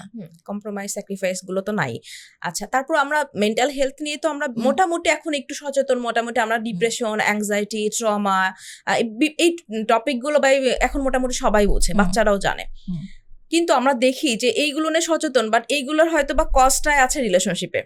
অনেক ক্ষেত্রে আমরা কিন্তু পাই যে আমাদের এই কারণটাই, ডিপ্রেশনের কারণটাই দেখা যাচ্ছে রিলেশনশিপ, অ্যাংজাইটি, প্যানিক অ্যাটাক হচ্ছে কারণটা দেখি রিলেশনশিপে। এই যে রিলেশনশিপ হেলদি করা নিয়ে কিন্তু কারোর কোনো মাথা ব্যথা নাই। আচ্ছা, আমার ডিপ্রেশন হচ্ছে, আমার প্যানিক অ্যাটাক হচ্ছে, এটার জন্য আসছে। আমার হাজবেন্ডের অনেক বেশি ডিপ্রেশন, অনেক বেশি অ্যাঙ্গার, আমার ওয়াইফ অনেক বেশি ডিপ্রেসড, তার সারাদিন ইলনেসের প্রবলেম, এই প্রবলেম ওই প্রবলেম, ভাল লাগে না, ঘ্যান ঘ্যান করে। হয়তো প্রবলেম নিয়ে আসলো আমার কাছে, আসলো হচ্ছে ওয়াইফের বা হাজবেন্ডের। একটা সেশন যেতে না যেতে বুঝতে পারলাম এখানে হাজবেন্ড ওয়াইফ বলে কিছু না, মেইন হচ্ছে তাদের রিলেশনশিপেই তাদের প্রবলেম, যে কারণে তাদের বাকি ইস্যুগুলো তৈরি হয়েছে। যেটা হচ্ছে যে যখন ওই যদি আমি রমণীর গুণ ভাবি, তাই তো আমি স্ট্রেসড হবই, তাই না? সো এই ইস্যুগুলো চলে আসে যখন ভাবে যে না এরকম ব্যাপার না, এটা আসলে তার সাইকোপ্যাথ তৈরি হচ্ছে, আমার এখানে তাকে ঠিক করতে হবে। ঠিক তো আসলে বেসিক্যালি আমাদেরকে ঠিক হতে হবে, আমাদের কনজুগাল লাইফটাকে, আমাদের ম্যারিটাল লাইফটাকে ঠিক করতে হবে। তখন দেখা যায় আমরা ইন্ডিভিজুয়াল সেশন হয়তো 1-2টা দিলাম, তারপর থেকে আমরা মানে পার্টনারকেও ডাকছি। হ্যাঁ, এটা অবশ্যই কাপল হচ্ছে না, বাট আমরা পার্টনারকেও ডাকছি, কারণ পার্টনারের কাছে হেল্পটা নিতে হচ্ছে। তাহলে তো আমি আমার ক্লায়েন্টকে, শুধুমাত্র ক্লায়েন্টকে আমি যদি মানে করি তাহলে তো হবে না। সব পার্টনারকে এখানে তার রেসপন্সিবিলিটি নেওয়ার ব্যাপারে আমাদের থেকে মানে কাউন্সেলিং করা হয় সেই ক্ষেত্রগুলোতে। জি আপু, এক্ষেত্রে হচ্ছে সম্পর্ক মানে সুস্থ রাখার জন্য আপনি যদি বেসিক কিছু পয়েন্ট বলেন যে এই কয়টা করতেই হবে। যে আপনি যে চারা গাছের কথা বলেন, তখন আমার মাথায় আসলো যে চারা গাছের মতো সম্পর্ক আসলে নার্চার করার জন্য আমাদের কি কি করা উচিত বলে আপনি মনে করেন, একদম বেসিক পয়েন্টগুলো যদি আমরা বলি, তাহলে দেখা যায় কিরকম আমাদের একে অপরের প্রতি, প্রথম কথা নেগেটিভ রেসিপ্রোসিটি কম করতে হবে। নেগেটিভ রেসিপ্রোসিটি মানে কিরকম, তুমি ওটা করেছো বলে আমি এটা করেছি। খুব তো তুমি আমার বাবার বাড়ির কথা বলো, তোমার বাবার বাড়ি কি?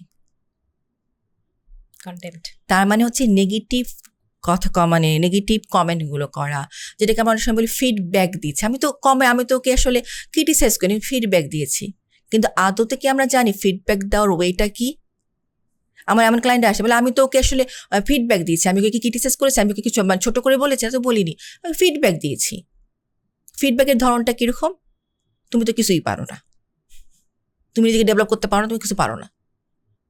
আসলে ফিডব্যাক দেওয়ার ধরনটা আসলে কেমন হওয়া দরকার? ফিডব্যাক হচ্ছে সেইটাই যেখানে আমি তার পজিটিভটাকে আগে প্রথমত ইউজ করলাম, যে হ্যাঁ তুমি তো এই ব্যাপারটা ভাবছো, হ্যাঁ ব্যাপারটা অনেক ভালো, তবে আই থিঙ্ক এই ব্যাপারে এই পার্সপেক্টিভগুলো আছে, তুমি যদি পারো পুরোটা ভেবে আরেকবার দেখো জিনিসটা করা যায় কিনা।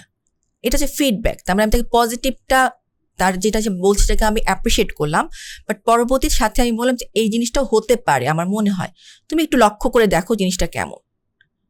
আমি এটা না বলে যদি বলি তুমি ডিসিশনটা ভুল নিচ্ছ, তোমার ডিসিশন ঠিক না, কি সব ডিসিশন নাও, এটা কিন্তু ফিডব্যাক না, এটা ক্রিটিসাইজ করা, নেগেটিভ কথা বলা। সো ফিডব্যাকটা, নেগেটিভ রেসিপ্রোসিটি যত কম হবে তত কিন্তু সম্পর্কটা ভালো হবে। আবার একটা হচ্ছে যে বিহেভিয়ার এক্সচেঞ্জ, রমণীর গুণ না, এখানে দুইজনের গুণ। যে আমি যখন কোনো কাজ করছি, আমার ওয়াইফ হয়তো কোনো রান্না বান্না করছে, আমি তাকে বলি তুমি তো খুব রাশের মধ্যে আছো, দাও আমি একটু সবজিটা কেটে দিই। বা সে হয়তো যখন জব করছে, তখন ফাইলটা দাও, আমি তোমার এটা করে দিই, তোমার কোনকে কি ঢুকাতে হবে তোমাকে ঢুকে দিই, তুমি চলে যাও তাহলে অফিসে। সেম ওয়েতে ওয়াইফ ও হাজবেন্ডকে করছে, তার বিভিন্ন বিহেভিয়ারগুলো তার এক্সচেঞ্জ করছে, একে অপরের সাথে মিলিয়ে করছে, ইমোশনাল এক্সচেঞ্জ। আমার হাজবেন্ড খুব ফ্রাস্ট্রেট, হয়তো অফিস থেকে আসলে সে খুবই ফ্রাস্ট্রেট, এখন সে এসে বলতে চাচ্ছে জানো আজকে আমার দিনটা কেমন গেছে। আমি ওয়াইফ কি করলাম, বাদ দাও তো তোমার এসব কথাবার্তা, ভালো লাগে না, অফিসের কাজ অফিসে রেখে আসবে, এখানে এসে বলবে কেন? তাহলে সে হাজবেন্ডকে ওয়াইফের সাপোর্টটা পেল? সেখানে তা অবশ্যই পার্টনারের উচিত সেই ইমোশনটাকে অ্যাড্রেস করে সেটাকে তাকে সেই সময়টা দেওয়া, তাকে সুযোগটা দেওয়া, যেন সে তার ইমোশনটা এক্সপ্রেস করতে পারে এবং সেই অনুযায়ী সে যেন তাকে ইম্প্যাথেটিক হয়ে তাকে সাপোর্টটা দেয়। আবার অনেক সময় হয় না যে আমিও কিছু বলতে চাচ্ছি, পার্টনারও কিছু ইস্যু আছে, পার্টনার এসে বলছে আমার যেন আজকে ওরকম অবস্থা, হয়তো বা ওয়াইফের মধ্যে কোনো একটা অন্য একটা অপোজিট কোনো ইমোশন আছে, তোমারটা বাদ আমারটা বলি, তাই না? যে আসলে ইমোশনালি বেশি মানে ইমোশনালি ওই ব্যাপারটাতে বেশি অ্যারাউজড হয়ে আছে, তার ইমোশনটাকে শুনি, দেন আমি আমার ইমোশনটা বলি, তার ইমোশন এক্সচেঞ্জটা হলো। ওকে, এরপরে আসছে যে একটা কোয়ালিটি টাইম একে অপরকে দেওয়া। চারা গাছ আমি লাগিয়ে রেখেছি, তার টাইম দেওয়া দরকার নেই, আমার তো ওয়াইফ তো আছে, আমার হাজবেন্ড তো আছে, মানে অনেকটা রুমমেটের মতো, যেটা বলছিল রুমমেটের মতো আছে তো, কিন্তু না, সে যে আছে, আমি কি তার সাথে আছি? তার কোয়ালিটি টাইমকে আমি দিচ্ছি তাকে? কোয়ালিটি টাইম দিলে তো বুঝতে পারবো তার লাইফে কি হচ্ছে, আমার লাইফে কি ঘটছে। আবার অনেক সময় থাকে না যে আমরা অনেক প্রশ্ন আছে আমাদের, অনেক হাজবেন্ড ওয়াইফ দুজনই লাইফ নিয়ে ব্যস্ত, সারাদিন শেষে তারা হয়তো আলোচনা করতে বসছে বা বলছে যে এরকম একটা ঝামেলা আছে, এরকম ঘটেছে, আমরা টাইম দেখছি না, হয়তো বা হাজবেন্ড খুব ব্যস্ত একটা সময়ে, হয়তো মিটিং আছে, আমি তাকে ফোন দিলাম, এরকম ক্লায়েন্টরা কিন্তু বলে যে আমি খুব মিটিংয়ে আছি, ওই সময় আমার ওয়াইফ ফোন দিয়ে বলছে তুমি এখনই আসো, আমার এইরকম লাগছে, তুমি চলে আসো, বা ওরা এটা ঝগড়া করেছে আমার সাথে, যেটা বলেছে আমি এটা মানতে পারি, তুমি চলে আসো।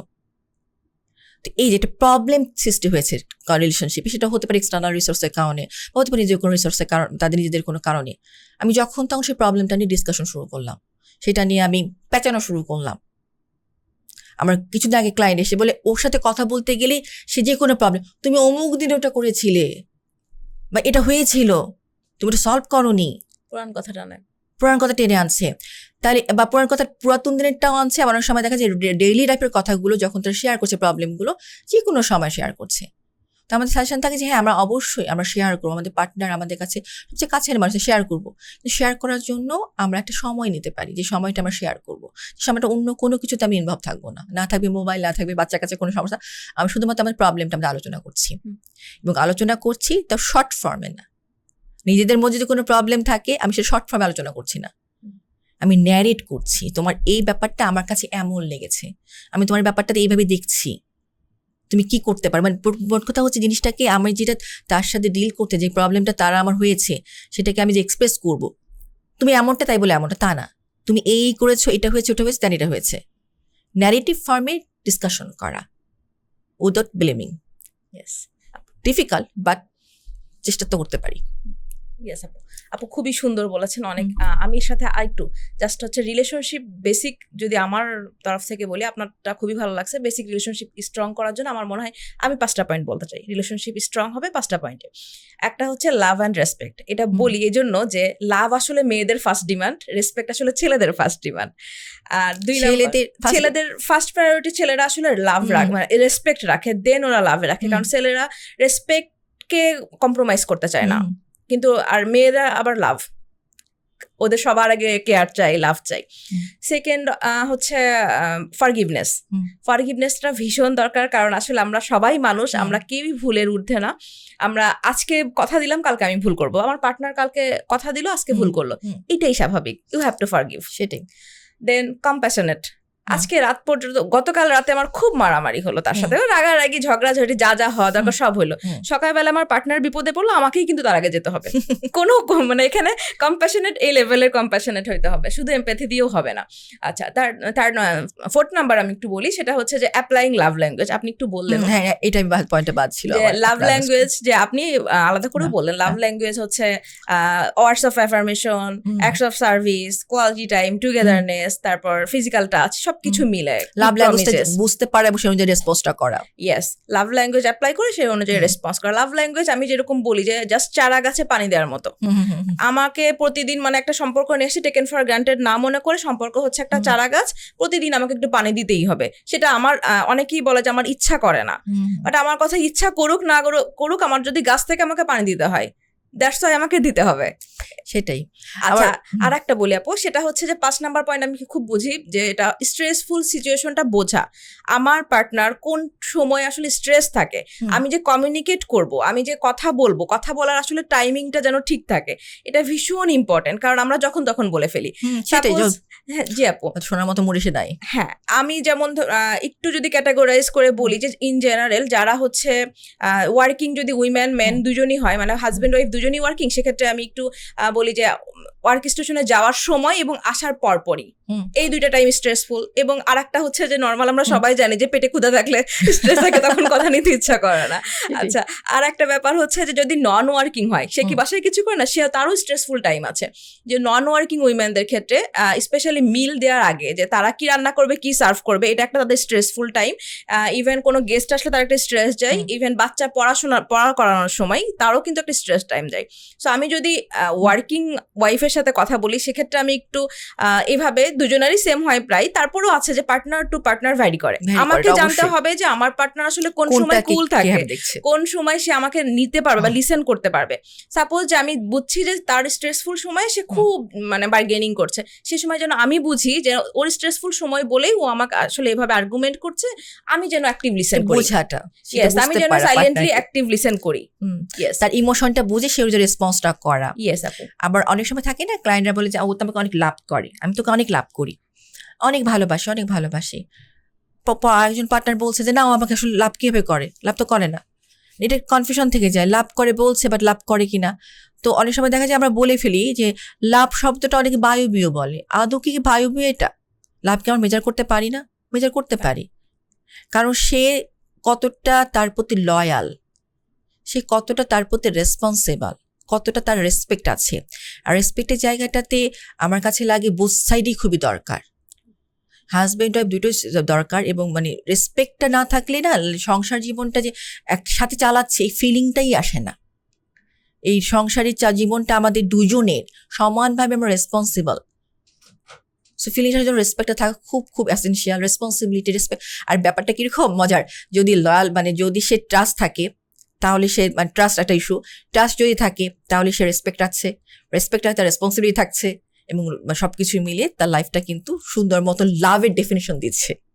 ইয়েস আপু, থ্যাংক ইউ আপু, খুব সুন্দর ইনফরমেশন। আচ্ছা আপু, প্রায় এখন মানুষজন বলে যে সিচুয়েশনশিপ খুব কমন, সিচুয়েশনশিপ বা ফ্রেন্ডস উইথ বেনিফিট, এগুলোতেই তো আমার হয়ে যাচ্ছে, আমি কেন বিয়ে করব? বিয়ে তো আসলে খুব জটিল বিষয়, বিয়ে মানেই কমিটমেন্ট, বিয়ে মানে এত এত রেসপন্সিবিলিটিস, বিয়ে মানেই হচ্ছে আমি আটকে গেলাম আর কি।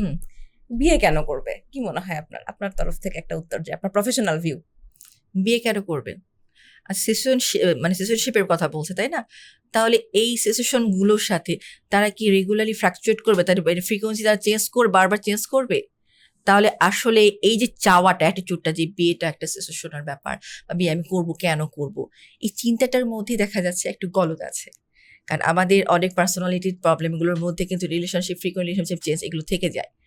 আর বিয়ে কেন করবো, তার মানে এখানেও একটা হয় তার পার্সোনালিটিতে কোনো ইস্যু আছে, নয়তো বা তার ভিতরে কিছু ট্রমা সে দেখেছে, যেখানে তার বিয়েটাকে সে নেগেটিভলি দেখছে। সো সে যেগুলো নেগেটিভ, তার আমি বিয়ের রেসপন্সিবিলিটি নিচ্ছি না, কারণ নেগেটিভ জিনিসটা সে ভয় পাচ্ছে। জি আপু, আরো বলে যে হচ্ছে আমার তো কাউকে লাগবে না। সাপোজ যে আমি হচ্ছে ফুড পান্ডায় অর্ডার দিলে খাবার চলে আসছে, কোথাও যাওয়ার জন্য মানে উবার কল করলে গাড়ি চলে আসছে, গুগল ম্যাপে সার্চ দিলে আমি সিচুয়েশনে চলে যেতে, একদম অন দ্য স্পটে চলে যেতে পারছি। আমার তো কাউকে বলাও মানে ইভেন বলাও লাগে না যে কোথায় যাব। আমরা তো আগে তাও হচ্ছে একটু জিজ্ঞেস করতাম ভাইয়া ওই রাস্তা কোথায়, এখন সেটাও লাগছে না। আমি কেন একটা মানুষকে তোমার লাগছে না? প্রশ্ন করি যে তাহলে তুমি রিলেশনশিপে আছো কেন? বিয়েতে নাই, বা রিলেশনশিপ আছো কেন? রিলেশনশিপে তো আমি ইচ্ছা মতো যাইতে পারি, ইচ্ছা মতো তার কাছে মানে তার সাথে টাইম পাস করতে পারি, বাট আমি যখন মানে বিয়েতে আসবো তখন তো আমাকে মানে রেগুলার বেসিসে রেসপন্সিবিলিটি নিতে হবে, তার সবকিছুর খোঁজ রাখতে হবে। এই রেসপন্সিবিলিটি আমি মানে যেতে চাই না। তার মানে সে ভয় পাচ্ছে, তার মানে সে স্ট্রেস, বিয়েটা নিয়ে তার ভিতরে একটা ফিলোসফি আছে, ফিলোসফিটা হচ্ছে বিয়ে একটা প্রবলেম।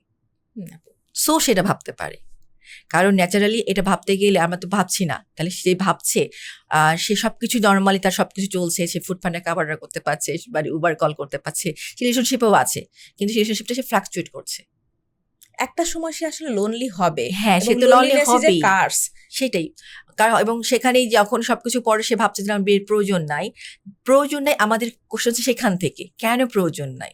সে বিয়েটাকে সে কি ভাবছে, তার ডোমেইনটা সে কিভাবে, সে বিয়ের ডোমেইনটা সে ডিফাইন করছে নিজের কাছে, তার ডেফিনেশনটা কি বিয়ে।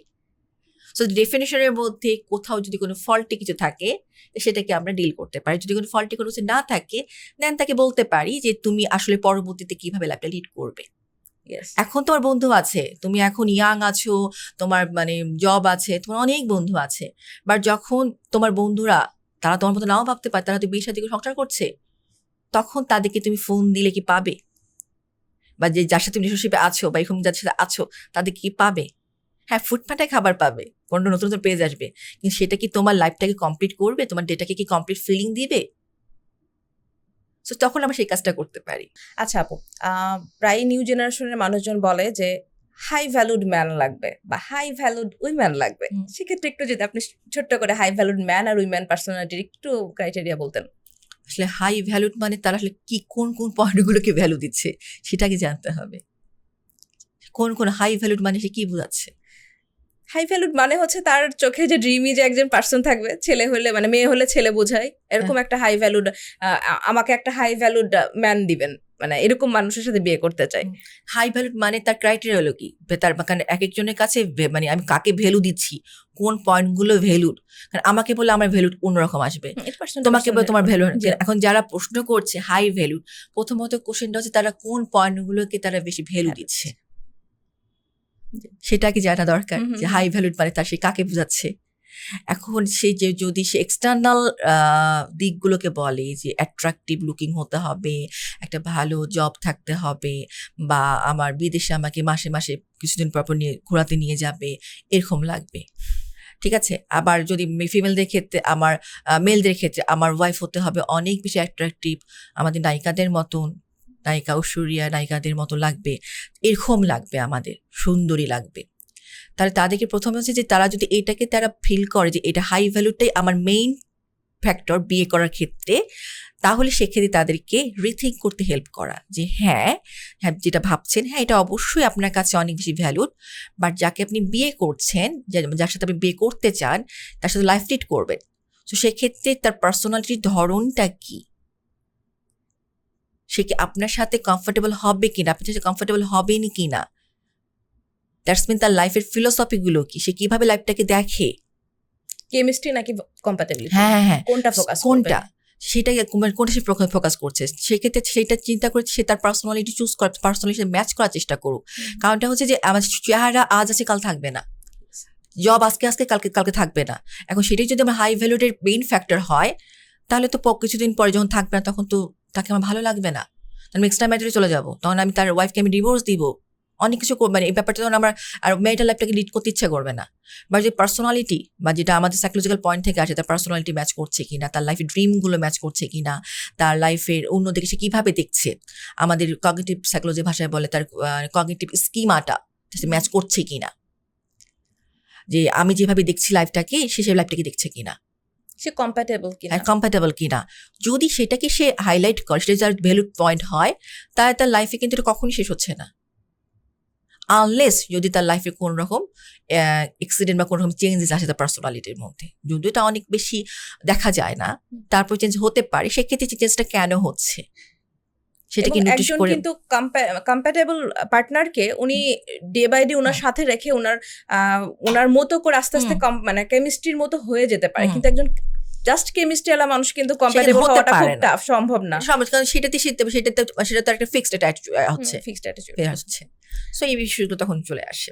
ওকে আপু, ধন্যবাদ আপু। আর একটা বিষয় যে এখন প্রায়ই দেখা যায় যে অনেক মানুষের যে অতিরিক্ত পারফেক্ট ক্যারিয়ার ওরিয়েন্টেড, এই ক্যারিয়ার ছাড়া হবে না, আমি পিএইচডি হোল্ডার, আমার পিএইচডি হোল্ডারই লাগবে, অথবা আমার এই দেশে যাওয়া লাগবে, বা আমি এই দেশে পিএইচডি করতে চাই, ওর ওখানে হতে হবে বা ওখানেই সেটেল হতে হবে, এরকম অতিরিক্ত হাই ভ্যালুড মানে উইমেন বা ম্যান খুঁজতে খুঁজতে অনেক সময় অনেকটা লেট হয়ে গেল, অথবা মনে করতেছে যে একটু আগে যেটা বললাম যে আমার কাউকে লাগবে না, আমি একাই ইনাফ, আমার কাউকে লাগবে না, I can protect myself, I can do anything for me.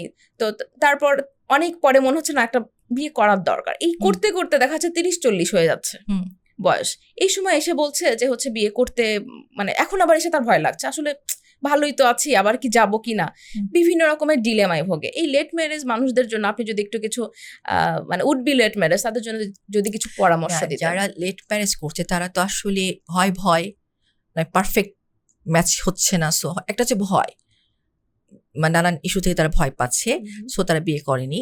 আরেকটা হতে পারে কি পারফেক্ট মানুষটাকে এমন খুঁজে পাইনি, পারফেক্ট মানুষটা আসলে কে, আমরা কি কেউ বলতে পারি? আমরা বলতে পারি আমার জন্য পারফেক্ট কে হতে পারে সেটা বলতে পারি।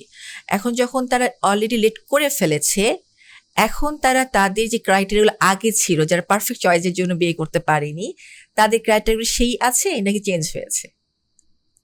যদি চেঞ্জ হয়, কারণ চেঞ্জ হওয়াটা স্বাভাবিক, কারণ বয়সের সাথে সাথে আমরা যে বলছিলাম যে এই বয়সে যে বিয়েটা হওয়ার দরকার বা যে সময় যা করা দরকার, সেই সময় চলে গেলে পরবর্তীতে কিন্তু সেই পারফেক্ট চয়েসটা সে আগের মতন করে পরবর্তীতে পায় না। তখন থেকে বিয়ে করতে গেলে কিছু না কিছু স্যাক্রিফাইস আগে যেটা ছিল তার মানে কম্পালসারি, তাকে কাট করতে হচ্ছে। সো কাট করে ওই সময় যে সময় সে বিয়ে করছে সেই সময়তে প্রাইম ডিমান্ড কি, সে অনুযায়ী চুজ করা উচিত যে এখন আমার লাইফের পারফেক্ট পার্সনটাকে। আমি হয়তো এখন পিএইচডি হোল্ডার বা অনেক এজ হয়ে গেছে, আমি অনেক কিছু জানি, এখন আমি বিয়ে করলাম হচ্ছে খুব ছোট্ট কম বয়সী একটা মেয়েকে, সে অনেক সুন্দরী, সে তার ফ্যামিলি অনেক ভালো, সবকিছু ভালো, আমি যেমনটা চেয়েছিলাম তেমনটা, কিন্তু আমার বয়স হয়ে গেছে অলরেডি 50। রিয়েলিস্টিক তাহলে তার লাইফের সাথে বা তার ওয়াইফের লাইফের সাথে তার লাইফ ফিলোসফি মিলবে? কারণ সে তো তার থেকে মিনিমাম কত বছরের ছোট হতে পারে, এক যুগে ছোট হতে পারে। এক যুগের মধ্যে লাইফে আমাদের প্রত্যেকের অনেক চেঞ্জ চলে আসছে, ডেভেলপমেন্টে অনেক চেঞ্জ চলে আসছে। সো আমি যেভাবে 50 এজে ভাবতে পারি, চিন্তা করতে পারি, আমার যেমনভাবে দেখেছি আমার লাইফটাকে, আমার ওয়াইফ তো সেটা ভাববে না। তো সেখানে কি পারফেক্ট হলো? অবশ্যই। সো সেখানে আসলে লেট ম্যারেজের ক্ষেত্রে তার প্রেজেন্ট স্ট্যাটাস, প্রেজেন্ট তার এজে কাকে তার চুজ করা উচিত, যা তাকে কমফোর্টেবলি দিবে, সে অনুযায়ী তার পার্টনার চুজ করা উচিত। জি আপু, ধন্যবাদ। আপু, এক্ষেত্রে আবার অনেক সময় হয় ডিভোর্স।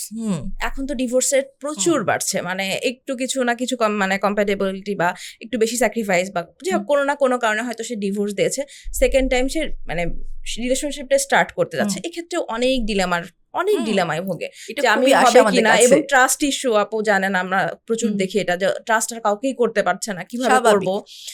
এই বিষয়ে যে সেকেন্ড ম্যারেজ যারা করতে চায় বা করতে পারবে কিনা, আদৌ তা সে আর ভালো লাইফ লিড করতে পারবে কিনা, সম্পর্ক তাকে কোনো ভালো মিনিং দিবে কিনা, এই বিষয়ে একটা। এটা যখন আসে না, যারা মনে করেন যারা বিয়ে করেছে, যাদের অলরেডি বিয়ে হয়েছে, যারা ডিভোর্স হয়েছে, তার মানে তারা লাইফের বিয়ের প্রসেসটার মধ্যে অলরেডি তারা গিয়ে তারা এসছে, এবং সেখান থেকে তারা পজিটিভ কোনো মেমোরি নিয়ে কিন্তু আসেনি, তারা নেগেটিভ মেমোরি নিয়ে এসছে। পরবর্তী সে বিয়ে করতে চাচ্ছে। এখন সেক্ষেত্রে সে যদি যাকে বিয়ে করছে সে যদি আনম্যারিড হয়, হ্যাঁ, তার সেক্ষেত্রে তখন তার কাছে লাগতে পারে যে আমার যে মানে যে ওয়াইফ, এখন যে আমার ওয়াইফ হতে পারে বা এখন যে আমার হাজবেন্ড হতে পারে, তার প্রতিটা বিহেভিয়ারকে আমি কিন্তু টানেল ভিশন করছি আমার এক্সের সাথে। কারণ আমি মেমোরি বায়াস দ্বারা কিন্তু তখন আমার হবুজনকে দেখছি। সো সেটা কিন্তু তার হবুজনকে মানে ডিফাইন করবে না, সেটা আলাদা একটা মানুষ। কিন্তু সমস্যা হয় কিরকম, যে আমরা যখন অনেক রিলেশনশিপের মধ্যে থাকি, যেমন আমার হাজবেন্ড আছে, আমার বাচ্চা আছে, আমার ফ্রেন্ডস আছে, প্রতি রিলেশনশিপ কিন্তু এক একটা ঘরের মতো। আমার সাথে আমার বাচ্চাদের সম্পর্ক আমার সাথে আমার মায়ের তার কিন্তু সম্পর্ক না, আবার আমার সাথে আমার হাজবেন্ডের যেমন সম্পর্ক আমার সাথে আমার ফ্রেন্ডদের সম্পর্ক না। কিন্তু সমস্যা হচ্ছে যখন আমি সেকেন্ড ম্যারেজ করছি, তার মানে আমি আমার ওয়াইফ বা আমার হাজবেন্ড যে আমার এক্স ছিল, তার যে ঘরটা, সেই ঘরে কিন্তু আমি আরেকজন মানুষকে এখানে আনছি। সেটা খুবই ন্যাচারাল, সেটা হচ্ছে টানেল ভিশন করা বা মেমোরি বায়াস দিয়ে টানেল ভিশনটা করা। এখানে আমাদের মাথায় রাখতে হবে যে আমি যাকে আমি যে সেকেন্ড ম্যারেজটা করছি, যে ওয়াইফকে বা যে হাজবেন্ডকে করছি, সেই পার্সনটা আমার এক্স দুটো আলাদা মানুষ হতে পারে। তারা দুজনই একই ঘরের মধ্যে তাকে আমার স্থান দিতে হচ্ছে, আমার মনের একই ঘরে একটা স্থান দিতে হচ্ছে, কিন্তু সেটা আলাদা মানুষ। এবং যাকে আমি পছন্দ করছি বিয়ে করার জন্য প্রেজেন্ট লাইফে, নিশ্চয়ই আমি সেই জিনিসগুলো তার দেখে তাকে পছন্দ করছি বিয়ে করার জন্য, যেমনটা আমি চাই। তাহলে কেন আমি আমার এক্সের সাথে মিলাচ্ছি? আমি মিলাবো, এটা ন্যাচারাল, বাট এই ব্যাপারে সচেতন থাকা যে আমি মিলাতে গেলেও মানুষটা কিন্তু আলাদা। নিজেকে সেখানে নিজেকে রিমাইন্ডার দেওয়া, অ্যাওয়ারনেসটা রাখা যে হতে পারে আমার মনে হচ্ছে যে আমার আগের ওয়াইফ আমার সাথে এখন বিহেভ করেছে, এর তো এই বিহেভটা করে, তার মানে মনে হয় সেও এমনটা ভাবছে। মনে না হয়ে তাকে প্রশ্ন করি, কারণ মাইন্ড রিডিং যে কোনো প্রবলেমের একটা অনেক বড় একটা কারণ। আর মাইন্ড রিডিং তো আমাদের আসলে ক্যাপাবিলিটি নাই, সংশ্লিষ্টিকতা ছাড়া কিন্তু কেউ কারো মাইন্ড রিড করতে পারে না। তো যে মানুষের সাথে আমি লাইফ লিড করতে চাচ্ছি, যে আমার সঙ্গে পাশে আছে, তার মাইন্ড লিড করে ফল্টি ওয়েতে যে খারাপ থাকা বন্ধুর খারাপ থাকার দরকারটা কি, বরং তাকে তো আমি তার সাথে আমার একটা ভালো সম্পর্ক হচ্ছে, তৈরি হওয়ার আমার চেষ্টা করছি। সো আমি তাই কোশ্চেনটা করতে পারি, তুমি যে কথাটা বললা এটা মিনিংটা কি। যখন মিনিংটা যখন শুনলাম তখন দেখা গেল আমার আগের জন যা বলতো, যার ওই কথার মিনিংটা কি, আর এই জন যা বলছে তার মিন টোটালি ডিফারেন্ট। সো আমি শুধু কথাটা শুনে মাইন্ড রিড না করি, মেমোরি বায়াসনেস ইউজ না করি, আমি বরং তাকে তার মতন করে বোঝার চেষ্টা করি। এবং এটা সম্ভব, মানে সম্ভব সুন্দরভাবেই সম্ভব। সেটাই। এবং এই ডিস্টরশন গুলো যে নেগেটিভ আমাদের মানে মানসিক যে ডিস্টরশন গুলো আছে আমাদের আসতেই পারে, মেন্টাল যে ডিস্টরশন গুলো থাকে আমাদের, যে নেগেটিভ ডিস্টরশন, সেই জিনিসগুলোকে আমরা যদি একটু জাস্ট অ্যাসাইড বাই করতে পারি, আমি নিজেকে একটা বাউন্ডারি ক্রিয়েট করতে পারি, আমার মনে আসতেই পারে, এটা অস্বাভাবিক না, এটা আসতেই পারে, আমি তো মানুষ, কিন্তু আমি যেন ওই কম্প্যারিজন বা কন্টেম্পট এইগুলো না করে আই স্টেটমেন্ট ইউজ করে জাস্ট কমিউনিকেশনটা করা, তাহলে নিজেদের উপর তো স্ট্রেস দেওয়ার কোনো কারণ নেই। কারণ আমার ইমোশনাল রিলেশনশিপ, আর যদি আমি সেকেন্ড ম্যারেজ করি তো সেই মানে আমার মনের যে ঘরটা আমার ওয়াইফের বা আমার হাজবেন্ডের যা, সেই ঘরে আমি একজনকে মানে ডিভোর্স হয়েছে তার সাথে আমি আরেকজনকে এখানে আনছি, এটা তো আমার আসবেই মাইন্ড রিডিং, আমার অবশ্যই আমার মেমোরি বাসেস কাজ করবে, বাট আমার অ্যাওয়ার থাকতে হবে যে আমি যা করছি। তারপরে দেখছি যে অনেক ক্লায়েন্টও আছে যে সেকেন্ড টাইমে তারা খুব হ্যাপি আছে, কারণ তারা ফার্স্ট টাইমে যে ট্রমাগুলো কাটিয়েছে তার থেকে সে একটা বড় এক্সপেরিয়েন্স নিয়েছে, সেই ভুলগুলো যদি একটু মানে কাটিয়ে উঠা যায়, তারা কিন্তু সেকেন্ডলি খুব সুন্দর হ্যাপি লাইফ লিড করে। এরকম প্রচুর উদাহরণ আছে। তার মানে আমি এটা না বলছি না যে ডিভোর্সকে প্রমোট করছি, ডেফিনেটলি না, বাট নরমালি সে একটা রিলেটিভ ভিতরে গেছে, তো এইজন্য তার পোস্ট ট্রমাটিক গ্রোথ হয়েছে, ইয়েস, সেজন্য সে হয়তো বা অনেক ভালোভাবে ডিল করছে। তার মানে সেকেন্ড ডিভোর্সি কাউকে বিয়ে করা যাবে না, এটাও একটা ভুল ট্যাবু আর কি সমাজের। এবং এক্ষেত্রে আপু পালকিতে কিন্তু আমরা সেকেন্ড ম্যারেজ বা লেট ম্যারেজ প্রচুর পাই, এবং এখানে যারা সেকেন্ড ম্যারেজ বা লেট ম্যারেজের কথা ভাবছেন, আপনারা উইলিংলি, আমরা ইগারলি ওয়েলকাম করবো, আপনারা পালকিতে একটু যোগাযোগ করতে পারেন। আমি করেছি অবশ্য, কারণ হচ্ছে যে তারা ভয় পাচ্ছিল যে আমি আসলে বিয়েটা করবো, কাকে করবো, কেমন করবো। সেক্ষেত্রে অবশ্যই একটা বড় প্ল্যাটফর্ম পালকি, সেখানে আপনি যোগাযোগ করতে পারেন, সেখানে আপনি আপনার চয়েস করে দেখতে পারেন কে আপনার জন্য হতে পারে। সেটাই। আর যে খুব ভালো একটা কথা বলে যে আমি আসলে নেগেটিভটা, আমাদের নেগেটিভ ডিল করে করে অভ্যাস, তো পজিটিভ, হ্যাঁ আমার সেকেন্ড ম্যারেজে এমনও হতে পারে যে আমার গ্রোথ হয়েছে।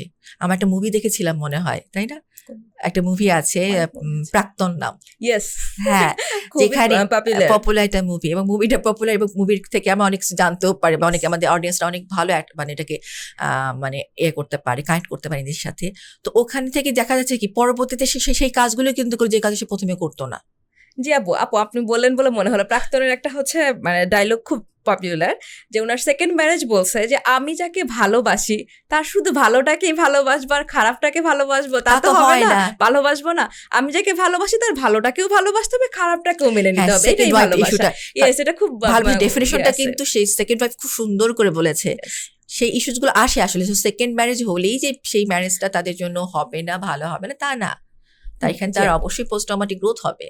আপু আপনার কাছে অনেক ইনফরমেশন জানলাম, এই জন্য ধন্যবাদ আপু। আরো একটা বিষয় একটু বলি, সেটা হচ্ছে যে আমরা হচ্ছে আমাদের বাবা মায়েরা মেনলি এটা ভুল করে, যে ভুল না হয়তো খুব শখের বসে ইমোশনালি অনেক সময় হয় যে তার কাজিনকে বা তার কোনো রিলেটিভ বা প্রতিবেশী কারোর ছেলে মেয়েকে খুব ভালো লাগছে একদম ছোটবেলায়, কথা দেয় আসছে আমার মেয়ে বড় হলে তো ওর সাথে কিন্তু বিয়ে দিব, পুতুল বিয়ে টাইপ যেটা বলা হয়, এবং ওর ছেলের সাথে বিয়ে দিব, এটা হয়তো ছোটবেলায় কথা বলে রাখছি। এখন যেহেতু আমি ছোটবেলা থেকে জেনে আসছি যে আমার বাবা মা কথা দিছে, তো আই হ্যাভ টু মানে ওবে দ্যাট। আমার ভালো লাগুক না লাগুক, আমি বড় হয়ে দেখছি তার সাথে আমার পার্সোনালিটি প্যাটার্ন মিলছে না, বা আমার ভালো লাগছে না, আমার ড্রিমই যে পার্টনারটা ছিল সেইটা না, তারপরও শুধুমাত্র বাবা মার প্রেসারে আমি বিয়েটাতে রাজি হয়েছি।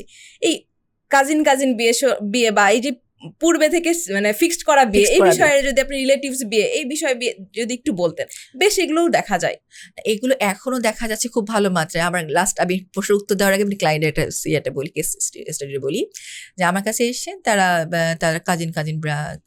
কাজিন ব্রাদারের মধ্যে বিয়ে হয়েছে, সিস্টার ব্রাদার বিয়ে হলো, এবং তাদের শখ ছিল বা তাদের ফ্যামিলি একটা ডিমান্ড ছিল যে হ্যাঁ এদের বিয়ে হয়ে গেলে মানে ঘরের জিনিস ঘরেই থাকলো, বাহিরে গেল না।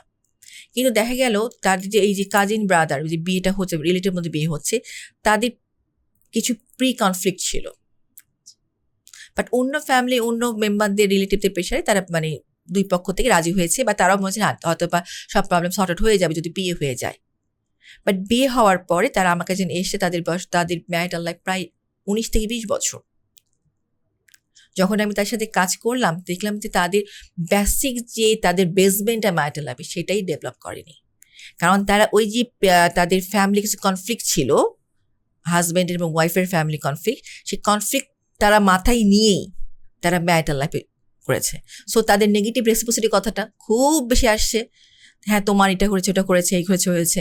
তো নানান নেগেটিভ ইস্যুসগুলো চলে আসে যখন আমাদের মানে এরকম বিয়েটা হয়, যে সম্পত্তির কারণে বা ওই যে শখের বশে বিয়ে। হ্যাঁ শখের বশে বিয়ে যদি অবশ্যই তাদের পার্সোনাল যদি ওরকম ডিফারেন্ট না করে তাহলে খুব ভালো, বা আমারও ভালো ফ্রেন্ডশিপ ছিল, আমরাও ভালো আছি, ওকে। কিন্তু ছোটবেলার বিয়েটাকে বা ছোটবেলার চাওয়াটাকে যখন আমরা পরবর্তী সময় নিয়ে আসছি, আমাদের তো এটা মাথায় রাখতে হবে যে আমরা বাচ্চাদেরকে কোন এনভায়রনমেন্ট দিচ্ছি, তাদের মধ্যে ডিফারেন্স হচ্ছে কিনা, আমাদের চাওয়াটা আমাদের ইচ্ছেটা বা স্বপ্নটা বড় নাকি বাচ্চাদের এখন বর্তমান সময়ে তাদের ডিফারেন্স ম্যাচ করে বা ডিফারেন্স বা তাদের সিমিলারিটি ম্যাচ করে বিয়ে দেওয়াটা ভালো। সো দুটো ইস্যুই আসলে তৈরি হয়ে চলে আসে, যে ইস্যুসগুলোর মধ্যে ভালো হতে পারে, আমরা কখনোই বলছি না যে মন্দ, আবার এটাও বলতে পারছি না ভালো। যদি তাদের এরকম কোনো তাদের মানে তাদের প্যারেন্টাল ফ্যামিলির মধ্যে যদি কোনো কনফ্লিক্ট না থাকে, হ্যাঁ তারা এবং তাদের নিজেদের মধ্যে যদি কোনো কনফ্লিক্ট না থাকে, তাদের পার্সোনাল ধরন যদি একই রকম থাকে অবশ্যই ভালো। কিন্তু যদি এটার মধ্যে কোনো পার্থক্য থাকে, কোনো কনফ্লিক্ট থাকে, এটা অবশ্যই রেড ফ্ল্যাগ। অবশ্যই আপু অনেক গুরুত্বপূর্ণ তথ্য দিয়েছেন। আপনার এতটা সময় আমাদের সাথে থাকলেন বলে অনেক ধন্যবাদ। আশা করি উম্মে সাইমা সিদ্দিকা আপুর গুরুত্বপূর্ণ এবং দক্ষ অভিজ্ঞ মতামত আমাদের পডকাস্টটাকে আরো বেশি সমৃদ্ধশালী করে দিয়েছে এবং আপনাদেরও খুব ভালো লাগছে। থ্যাংক ধন্যবাদ। ইউ তোমাকেও। ধন্যবাদ ধন্যবাদ তুমি আপু। আমার সাথে বিভিন্ন ইস্যুসগুলো আমরা শেয়ার করতে পেরেছি, তুমি তোমার প্ল্যাটফর্ম থেকে আমি প্ল্যাটফর্মে শেয়ার করতে পেরেছি বলেই কিন্তু এটা সম্ভব হয়েছে। থ্যাংক ইউ আপু, থ্যাংক ইউ। Welcome.